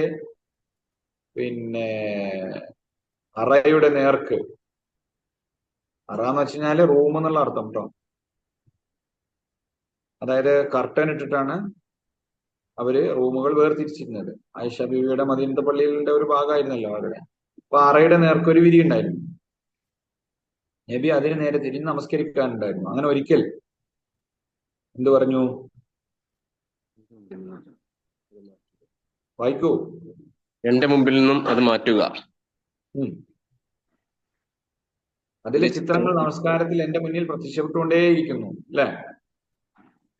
അപ്പൊ അങ്ങനെ ഉള്ള സംഭവങ്ങളൊക്കെ മാറ്റാൻ വേണ്ടിയിട്ട് നബി സല്ലല്ലാഹു അലൈഹി വസല്ലം പറഞ്ഞിട്ടുണ്ട്. നോക്കൂ നിങ്ങൾ അടുത്ത സ്ലൈഡ്. ഇതുപോലെ നമ്മുടെ ശ്രദ്ധ തിരിക്കുന്ന ഒരു സംഭവമാണ് എന്ത്? മെസ്സി. ആരോ പണ്ട് പറഞ്ഞിട്ടുണ്ടായി, എല്ലാ കുട്ടികളും ഇങ്ങനെ നിരന്ന് നിൽക്കണം, മെസ്സി റൊണാൾഡോ എല്ലാരും അവൽ സഫിൽ തന്നെ ഉണ്ട്, നല്ല മോമിനിയങ്ങളാണ് എല്ലാവരും തോന്നുന്നുണ്ട്. റൊണാൾഡോ ഒക്കെ ഉണ്ടാവും. ഇതൊക്കെ മറ്റുള്ളവരുടെ നമസ്കാരത്തെ ബുദ്ധിമുട്ടിലാക്കും. സംഭവം ശരിയാണ്, ടീഷർട്ട് ഇട്ടിട്ട് വരാനൊക്കെ നമുക്ക് അനുവാദമുണ്ട്. പക്ഷെ ഇത്തരത്തിലുള്ള എഴുത്തും ചിത്രങ്ങളും ഒക്കെ ഉള്ള ഇതൊക്കെ ഉള്ള വസ്ത്രങ്ങൾ നമ്മൾ എന്ത് ചെയ്യണം? നമസ്കാരത്തിലേക്ക് പോകുമ്പോൾ ഒഴിവാക്കുന്നതായിരിക്കും നല്ലത്. ലളിതമായ വസ്ത്രങ്ങൾ ധരിച്ചുകൊണ്ട് പള്ളിയിലേക്ക് ജമാഅത്തിനൊക്കെ പോകാനായിട്ട് ശ്രദ്ധിക്കാം. ടീഷർട്ടുകളൊക്കെ ഇടുകയാണെങ്കിൽ തന്നെ അതിന്റെ മൊത്തത്തിൽ ഈ ലോകത്തുള്ള എല്ലാ ജന്തുക്കളുടെ ഫോട്ടോ ഉണ്ടാവും. അങ്ങനത്തെ ടീഷർട്ടുകളൊക്കെ ഒഴിവാക്കാൻ, അത് നമുക്കാണെങ്കിലും കുട്ടികൾക്കാണെങ്കിലും ഒക്കെ ശ്രദ്ധിക്കാം കേട്ടോ. അങ്ങനത്തെ ഡ്രസ്സുകൾ പരമാവധി എടുക്കാതിരുന്നാൽ മതി. ജീവനുള്ള വസ്തുക്കളുടെ ഡ്രസ്സുകളൊക്കെ ഒഴിവാക്കുന്നതാണ് നല്ലത്. ശരി, ഇതിന് എന്തെങ്കിലും സംശയങ്ങൾ ഉണ്ടെങ്കിൽ ചോദിക്കാം. ഇൻഷാല്ലാ. ഒരു ഹദീസും കൂടി ഉണ്ട്, ഞാനത് വിട്ടുപോയതാണ്. ഭക്ഷണം വിളമ്പിക്കഴിഞ്ഞാൽ നമസ്കാരമില്ല. അതുപോലെ തന്നെ 2 മ്ലേച്ഛ വസ്തുക്കൾ വന്ന് മുട്ടുമ്പോഴും ബാത്റൂം പോകാന് ഉള്ള സമയത്തും ഭക്ഷണം റെഡിയായി കഴിഞ്ഞ് കഴിഞ്ഞാൽ, ഭക്ഷണം വിളമ്പി കഴിഞ്ഞാൽ കേട്ടോ, പിന്നെ അത് കഴിച്ചിട്ട് നിസ്കരിച്ചാൽ മതി എന്നാണ്. അല്ലെങ്കിൽ പിന്നെ ചിന്ത മുഴുവൻ ഇവിടെ ആയിരിക്കും. ഇനി നമുക്ക് പ്രാരംഭ പ്രാർത്ഥനയാണ്, നമുക്ക് സമയമില്ല. നമുക്ക് ഇവിടെ വൈൻഡപ്പ് ചെയ്യാൻ തോന്നും. ഇതിൽ എന്തെങ്കിലും സംശയങ്ങൾ ആർക്കെങ്കിലും ഉണ്ടോ? കൈകെട്ടുന്നതിനെ പറ്റിയോ നീയത്തിനെ പറ്റിയോ ഏതെങ്കിലും നിലക്കുള്ള സംശയം ഉണ്ടെങ്കിൽ ചോദിക്കാവുന്ന. ഒരു 2 മിനിറ്റ് ചോദിക്കാം. ഈ പല മുസല്ലകളിൽ നമ്മളെ കാബയൊക്കെ ഉണ്ടല്ലോ, ആ അത് കണ്ട് നിസ്കരിക്കാൻ പറ്റുമോ? അതൊക്കെ ഒഴിവാക്കുകയാണ് നല്ലത്. നമ്മളിങ്ങനെ അതിന്റെ ഭംഗിയിലേക്ക് ഇങ്ങനെ ശ്രദ്ധിക്കുകയും അതിനിങ്ങനെ നോക്കിക്കൊണ്ടിരിക്കുകയും ചെയ്യൂലേ. അതുപോലെ തന്നെ ഇപ്പൊ പള്ളികളിലൊക്കെ പല കർട്ടനുകള്, ചിത്രപ്പണികളൊക്കെ, ഭയങ്കര അലങ്കാരമുള്ള പണികളൊക്കെ, അതൊക്കെ അനാവശ്യമായ പരിപാടികളാണ്. അതുപോലെ തന്നെ കാർപ്പറ്റുകളിലുള്ള ചിത്രപ്പണികൾ, അതൊക്കെ ഒഴിവാക്കി വളരെ പ്ലെയിനായ കാര്യങ്ങൾ സ്വീകരിക്കുകയാണ് നല്ലത്. ഇപ്പൊ മുസല്ലകളൊക്കെ ചിത്രമില്ലാത്ത കിട്ടണില്ല എന്നുണ്ടെങ്കിൽ മടക്കിയിട്ടിട്ട് അതിന്റെ മുകളിൽ ഒരു വെള്ള ടർക്കി എന്തെങ്കിലും ഇട്ടിട്ട് നിസ്കരിക്കുകയോ അങ്ങനെ എന്തെങ്കിലുമൊക്കെ ചെയ്യാവുന്നതാണ്. സൂക്ഷ്മതൊക്കെ നല്ലതാണ്. ഓക്കെ, കാര്യങ്ങൾ മനസ്സിലായി എന്ന് വിചാരിക്കുന്നു. ഇനി സംശയങ്ങളൊന്നും ഇല്ലെങ്കിൽ നമുക്ക് വൈൻഡപ്പ് ചെയ്യാം. അസ്സലാമലൈക്കും. ഇസ്ലാം ഈ നേരത്തെ ഒരു ഹദീസ് പറഞ്ഞതിൽ ലൈഫ് അതൊന്നും കൂടി ഒന്ന് എക്സ്പ്ലെയിൻ ചെയ്യാൻ പറ്റും. അതെന്താണ്, അതിന്റെ മീനിങ് എന്താണെന്നും അതെന്താണ് ഉദ്ദേശിക്കുന്നത് എന്നുള്ള കാര്യം. ലൈഫ് എന്നുള്ള ഒരു ടേം എന്താണെന്ന്. ലൈഫ് എന്ന് പറഞ്ഞാൽ ദുർബലമായ ഹദീസ് എന്നാണ് പറയാം. സ്വീകാര്യമായ ഹദീസ് സ്വഹീഹായ ഹദീസുകളാണ്, അല്ലെങ്കിൽ ഹസനായ ഹദീസുകളാണ്. അമലുകൾക്ക് സ്വീകരിക്കുക സ്വഹീഹും ഹസനുമായ ഹദീസുകളാണ്. സ്വഹീഹ് എന്ന് പറഞ്ഞാല് അതിന്റെ ഓരോ പരമ്പരയിലും വിശ്വസ്തരായ ആളുകൾ ഉണ്ടായിരിക്കും. അത് പരമ്പര ഒരു ഘട്ടത്തിൽ പോലും, അതായത് ഇപ്പോ ഇമാം ബുഖാരിയാണ് ഹദീസ് ഉദ്ധരിക്കണമെന്ന് വിചാരിക്കും. ഇമാം ബുഖാരിയുടെ ഉസ്താദിന്റെ ഷേഖ് ഇബ്രാഹിമിന്റെ ഉസ്താദിന്റെ ഖതാദ, അദ്ദേഹത്തിന്റെ ഉസ്താദ്, അല്ലെങ്കിൽ അദ്ദേഹത്തിന് ഹദീസ് പറഞ്ഞു കൊടുത്ത ആൾ, അങ്ങനെ താബികൾ, സ്വഹാബികൾ, നബി, ഇങ്ങനെ നബിയിലേക്ക് എത്തണം. ഇതിന്റെ ഇടയിലുള്ള ആളുകൾ എല്ലാവരും 5 ആളുണ്ടെങ്കിൽ 5 ആളുകളും വിശ്വസ്തരായിരിക്കണം. എത്രത്തോളം എന്ന് വെച്ച് കഴിഞ്ഞാല്, ഒരു സംഭവം പറയുന്നത് കേൾക്കാം. ഒരു ഹദീസ് റിപ്പോർട്ട് ചെയ്യുന്ന ആളെ സംബന്ധിച്ച് അയാളെ കാണാൻ വേണ്ടി പോയപ്പോ ഇയാള് ഒട്ടകത്തിന് പുല്ല് കാണിച്ചു കൊടുക്കുകയും എന്നാൽ അത് കൊടുക്കാതെ അതിനെ തന്റെ ലക്ഷ്യസ്ഥാനത്തേക്ക് കൊണ്ടുവരികയും ചെയ്യുന്നതായി ശ്രദ്ധയിൽപ്പെട്ടപ്പോ ഇയാൾ തിരിച്ചു പോകുന്നതാണ്, അയാൾ ഹദീസ് സ്വീകരിക്കാതെ. അതുപോലെ തന്നെ ഓർമ്മക്കുറവുള്ള ആളുകൾ, രോഗാവസ്ഥയുള്ള ആളുകൾ, അതുപോലെ തന്നെ ഹദീസ് ഉണ്ടാക്കി പറയുന്ന വ്യാജന്മാർ, ഇങ്ങനെയുള്ള ആളുകളിൽ നിന്നൊന്നും ഹദീസ് സ്വീകരിക്കാൻ പാടില്ല. ഇവരൊക്കെ ഈ ഹദീസിന്റെ പരമ്പരയുടെ ഏതെങ്കിലും ഒരു കണ്ണിയിൽ വന്നാൽ ആ ഹദീസ് എന്താവും? ദുർബലമാവും പരമ്പരയുടെ മാനദണ്ഡത്തിൽ. അല്ലെങ്കിൽ മുതവാത്തിറായ ഹദീസിന് വിരുദ്ധമായി ഒറ്റപ്പെട്ട ഹദീസുകൾ വരിക, അങ്ങനെയാണെങ്കിലും ആ ഹദീസ് സ്വീകരിക്കാൻ പാടില്ല, ലൈഫിന്റെ ഗണത്തിലാണ് പെടുക. അതുപോലെ തന്നെ ഖുർആനിന് വിരുദ്ധമായ രീതിയിൽ ഹദീസുകൾ വരിക, ആ ഹദീസുകളും പിന്നെ സ്വീകരിക്കാൻ പാടില്ല. പിന്നെ പരമ്പരയൊന്നും ഉണ്ടാവില്ല. ചിലത് ആരെ പറഞ്ഞുണ്ടല്ലോ ഹദീസായിട്ട് എങ്ങനെ ആളുകൾക്കിടയിൽ ഇങ്ങനെ പറയാം. അത്തരം ഹദീസുകൾ എന്ന് പറഞ്ഞാല് കുക്കടപ്പാണ്. അതായത് എന്താ പറയാ, മൗദൂ എന്നാ പറയാ, നിർമ്മിത ഹദീസ് എന്നാ പറയാ. ദുർബല ഹദീസും നിർമ്മിത ഹദീസും ഉണ്ടാവും. ഇതിൽ ഏറ്റവും മോശപ്പെട്ട ഹദീസ് നിർമ്മിത ഹദീസാണ്. സ്വാർത്ഥ താല്പര്യങ്ങൾക്ക് വേണ്ടി മുൻകാലത്ത് ആരെങ്കിലും ഒക്കെ ഉണ്ടാക്കും. അപ്പൊ അതില് ഉദാഹരണം പറയാറുണ്ട്, മൻ അക്കലൽ ബിത്തീഖ ദഖലൽ ജന്ന എന്നൊരു വത്തക കച്ചവടക്കാരൻ, തണ്ണിമത്തൻ കച്ചവടക്കാരൻ ഹദീസ് ഉണ്ടാക്കിയെന്നാണ്. തണ്ണിമത്തൻ കഴിച്ച ആൾക്കാരൊക്കെ സ്വർഗത്തിൽ പോകും. അതുപോലെ കുറെ ഹദീസുകൾ ഉണ്ടാക്കുക. അവനവന്റെ താല്പര്യങ്ങൾക്ക് വേണ്ടി അവനവന്റെ വിശ്വാസത്തിന് വേണ്ടിയൊക്കെ ഹദീസുകൾ നിർമ്മിക്കുക. നിർമ്മിത ഹദീസുകൾ മൗദൂ എന്നാണ് പറയുക. എന്നാൽ ഹദീസ് ചിലപ്പോൾ ശരിയായിരിക്കും, പക്ഷെ അതിന്റെ പരമ്പര ഒക്കണം. പരമ്പര ഒത്ത ഹദീസ് ഉപയോഗിച്ച് മാത്രമേ നമുക്ക് ഹദീസ് സ്വീകരിക്കാൻ പറ്റുള്ളൂ. എന്നാൽ ചില ആളുകൾ പിന്നെ ഏതെങ്കിലും നിലക്കുള്ള ചെറിയ ന്യൂനതകളൊക്കെയാണ് ഹദീസിലുള്ളത്, ഓർമ്മക്കുറവുകളോ അതുപോലുള്ള കാര്യങ്ങളൊക്കെയാണ്, അത് ഹസനായിട്ട് പരിഗണിക്കും. ഹസൻ ആവണമെങ്കിൽ എന്ത് വേണം? ഹസൻ ലി ഗൈരിഹി ഹസൻ ലി ദാത്തിഹി എന്ന് പറയണം. ഹസൻ ലി ദാത്തിഹി എന്ന് പറഞ്ഞാൽ സ്വന്തമായിട്ട് തന്നെ പിന്നെ മറ്റു ഹദീസുകൾ വിരുദ്ധമാവാതെ ഖുർആൻ വിരുദ്ധമാകാതെ ഒക്കെ സ്വന്തമായിട്ട് അത് നിൽക്കാനുള്ള ഒരു പവറുള്ള ഹദീസാണ് ഹസൻ ലി ദാത്തിഹി. സഹീഹിന്റെ ദർജയിലേക്ക് എത്തൂല, എന്നാൽ അതിനെ കുറച്ച് താഴെ. എന്നാൽ ഹസൻ ലി ഗൈരിഹി ഉണ്ട്, ചെറിയ ദുർബലതകൾ വന്നിട്ടുണ്ടാവും, പക്ഷേ വേറുള്ള ഹദീസുകൾ അതിന് ഉപോത്ബലകമായിട്ട് വന്നിട്ടുണ്ട്. അപ്പൊ ഹസൻ ലി ഗൈരിഹി എന്നതിനെ പറയും. ഇങ്ങനെ ഹദീസുമായി ബന്ധപ്പെട്ട ഈ ഒരുപാട് സംഭവങ്ങളുണ്ട്. അതാണ് വഈഫ് എന്ന് പറഞ്ഞുകൊണ്ട് അർത്ഥമാക്കുന്നത്. ഹദീസിന്റെ ഒരു രൂപമാണ്, ഹദീസിലെ ഒരു കാറ്റഗറിയാണ് ദുർബലമായ ഹദീസ്. സനദിൽ ചേരാത്തതും ആശയപരമായ വൈകല്യങ്ങളൊക്കെ ഉള്ള ഹദീസുകളെ നമ്മളങ്ങനെ വഈഫ് എന്ന് പറയാം. അതിന്റെ വിശദമായ രൂപം ഉസൂലുൽ ഹദീസിന്റെ ക്ലാസ്സുകളിലാണ് നമുക്ക് എടുക്കാൻ പറ്റുള്ളൂ. അത് ഒരുപാട് തലങ്ങളുണ്ട്. ഇൻഷാ അല്ലാഹ് വ്യക്തമായി എന്ന് വിചാരിക്കുന്നു. അസ്സലാമു അലൈക്കും. ഒരു ഡൗട്ട് കൂടി. നമ്മളിപ്പം തറാവി ഒക്കെ നിസ്കരിക്കുമ്പോ കൈ കെട്ടിയിട്ട് നിസ്കരിക്കുമ്പം ഓരോ പിന്നെ സൂറത്തിലും അള്ളാഹു എന്നുള്ളത് വരുമ്പോ നമ്മള് ചൂണ്ടുവിരൽ അനക്കുന്നൊരു അത്തഹിയാത്തിലെ പോലെ ചൂണ്ടുവിരൽ ചിലർ അനക്കുന്ന കാണാം. അത് എന്താണ് അതിന്റെ ശരിയും തെറ്റും? ഒന്നാമത്തത് അത്തഹിയാത്തിൽ പിന്നെ അഷ്ഹദു അല്ലാ ഇലാഹ ഇല്ലല്ലാഹ് അഷ്ഹദു അന്ന മുഹമ്മദ് റസൂലുള്ളാഹ് എന്ന് പറയുമ്പോ അനക്കി എന്നുള്ളതിന് യാതൊരു തെളിവില്ല. അത് പിന്നെ എങ്ങനെയൊക്കെയോ വന്ന ഒരു സംഭവമാണ്. ഷാഫി മദ്ഹബിലുള്ള ഒരു അഭിപ്രായമാണെന്ന് തോന്നുന്നു. അത് ഹദീസുകൾ എങ്ങനെ പല ഹദീസുകൾ പല വിഷയത്തിൽ വന്നിട്ടുണ്ട്. അപ്പം അതില് നബി ചൂണ്ടിയിരുന്നതായിട്ട് ഹദീസുകളുണ്ട്, ഇളക്കിയിരുന്നതായിട്ടും ഫയദ്ഉഹു ബിഹാ എന്ന് പറഞ്ഞ ഹദീസുകളുണ്ട്. അപ്പോ ഇതിനൊക്കെ ജംഇ ചെയ്തുകൊണ്ടിരുന്ന അഷ്ഹദു അല്ലാ ഇലാഹ ഇല്ലല്ലാഹ് അഷ്ഹദു അങ്ങനെ പറഞ്ഞതാണെന്ന് തോന്നുന്നുണ്ട് ആ ഫിഖിയിലെ അഭിപ്രായം. പക്ഷെ അതിന് യഥാർത്ഥത്തിൽ തെളിവില്ല അഷ്ഹദു അല്ലാ ഇലാഹ ഇല്ലല്ലാഹ് പറയും. പിന്നെ അറബികളുടെ പൊതുവായ ഒരു സ്വഭാവം എന്ന് പറയുന്നത് അവര് ലാ ഇലാഹ ഇല്ലല്ലാഹ് എന്ന് പറയുമ്പോൾ എന്ത് ചെയ്യാറുണ്ട്? വിരല് ചൂണ്ടാറുണ്ട്. അതിപ്പോ നിസ്കാരത്തിൽ നിന്നല്ല, അവര് എല്ലാ സമയത്തും. പക്ഷെ നിസ്കാരത്തിൽ അങ്ങനെ ചൂണ്ടാൻ എന്തിട്ടില്ല, പ്രവാചകൻ പഠിപ്പിച്ചിട്ടില്ല. ആയത്തുകളാവട്ടെ പ്രാർത്ഥനകളാകട്ടെ അള്ളാഹു അക്ബർ എന്ന് പറയലാവട്ടെ സമി അള്ളാഹു ലിമൻ ഹമിദ് ആവട്ടെ ഇങ്ങനെ വിരല് ചൂണ്ടാനോ ഒന്നും പഠിപ്പിച്ചതായിട്ട് ഹദീസുകളിലില്ല. അടങ്ങി നിൽക്കുക തന്നെയാണ് വേണ്ടത്. വിരലനക്കേണ്ട ഒറ്റ പ്രസ്താവന വന്നിട്ടുള്ളത് അത്തഹിയാത്തിൽ മാത്രമാണ്, തശഹുദിൽ മാത്രമാണ്. അല്ലാഹു അഅലം. നമുക്ക് വൈൻഡപ്പ് ചെയ്യാൻ തോന്നുന്നു അല്ലേ? അല്ലാഹു സുബ്ഹാനഹു വ തആല സ്വാലിഹായ ഒരു അമലായി നമ്മിൽ നിന്ന് ഖബൂൽ ചെയ്യുമാറാകട്ടെ. എന്ത് സംശയം ഉണ്ടെങ്കിലും നിങ്ങൾക്ക് ഞങ്ങളുടെ ഗ്രൂപ്പ് അഡ്മിനുമായിട്ട് ബന്ധപ്പെടാം, അവരോട് ചോദിക്കാം. ഇൻഷാ അല്ലാഹ് ഇതുമായി ബന്ധപ്പെട്ട ചർച്ചകളും കൂടുതൽ അഭിപ്രായങ്ങളും കൂടുതൽ തെളിവുകൾ നമ്മൾ ക്ലാസ്സിൽ പറഞ്ഞതിന് വിരുദ്ധമായി നിങ്ങൾക്ക് ഹദീസോ മറ്റു കാര്യങ്ങളോ കാണുകയാണെങ്കിൽ നിങ്ങൾക്ക് അത് എന്ത് ചെയ്യാം, ഗ്രൂപ്പുകളിൽ അവതരിപ്പിക്കുകയും നമുക്ക് ചർച്ച ചെയ്യുകയൊക്കെ ചെയ്യാം. പക്ഷെ അതിന്റെ തുടർ പഠനങ്ങൾ നിങ്ങളുടെ ഓരോ ഭാഗത്തും ഉണ്ടാവണം. ഇതുപോലെ നമസ്കാരത്തെ വളരെ ഗൗരവത്തോടു കൂടി തന്നെ സമീപിക്കുന്ന, ഒരു തെറ്റും കൂടാതെ അള്ളാഹുവിന്റെ പ്രവാചകൻ പഠിപ്പിച്ച അതുപോലെ നമസ്കരിക്കുന്ന സൗഭാഗ്യവാന്മാരുടെ കൂട്ടത്തിൽ അള്ളാഹു നമ്മൾ ഉൾപ്പെടുത്തുമാറാകട്ടെ. അതിനുള്ള അറിവ് നേടാനുള്ള ക്ഷമയും താല്പര്യവും ഒക്കെ നമുക്ക് അള്ളാഹു വർദ്ധിപ്പിച്ചു തരുമാറാകട്ടെ. ഇന്ന് ക്ലാസ്സിൽ വരാത്ത ആൾക്കാരോടൊക്കെ ഒന്ന് വിളിച്ചു ചോദിക്കണം കേട്ടോ. നിങ്ങളുടെ സുഹൃത്തുക്കൾ ഉണ്ടെങ്കിൽ എന്താണ് കയറാതിരുന്നത്, എന്താ വരാൻ, ഞാനൊക്കെ ചോദിക്കാം. അടുത്ത ക്ലാസ് ഇനിയിപ്പോ അടുത്ത ഞായറാഴ്ച പെരുന്നാളിന്റെ തലേ ദിവസമായിരിക്കും. എത്രത്തോളം ഫലപ്രദമാണെന്ന് എനിക്കറിയില്ല.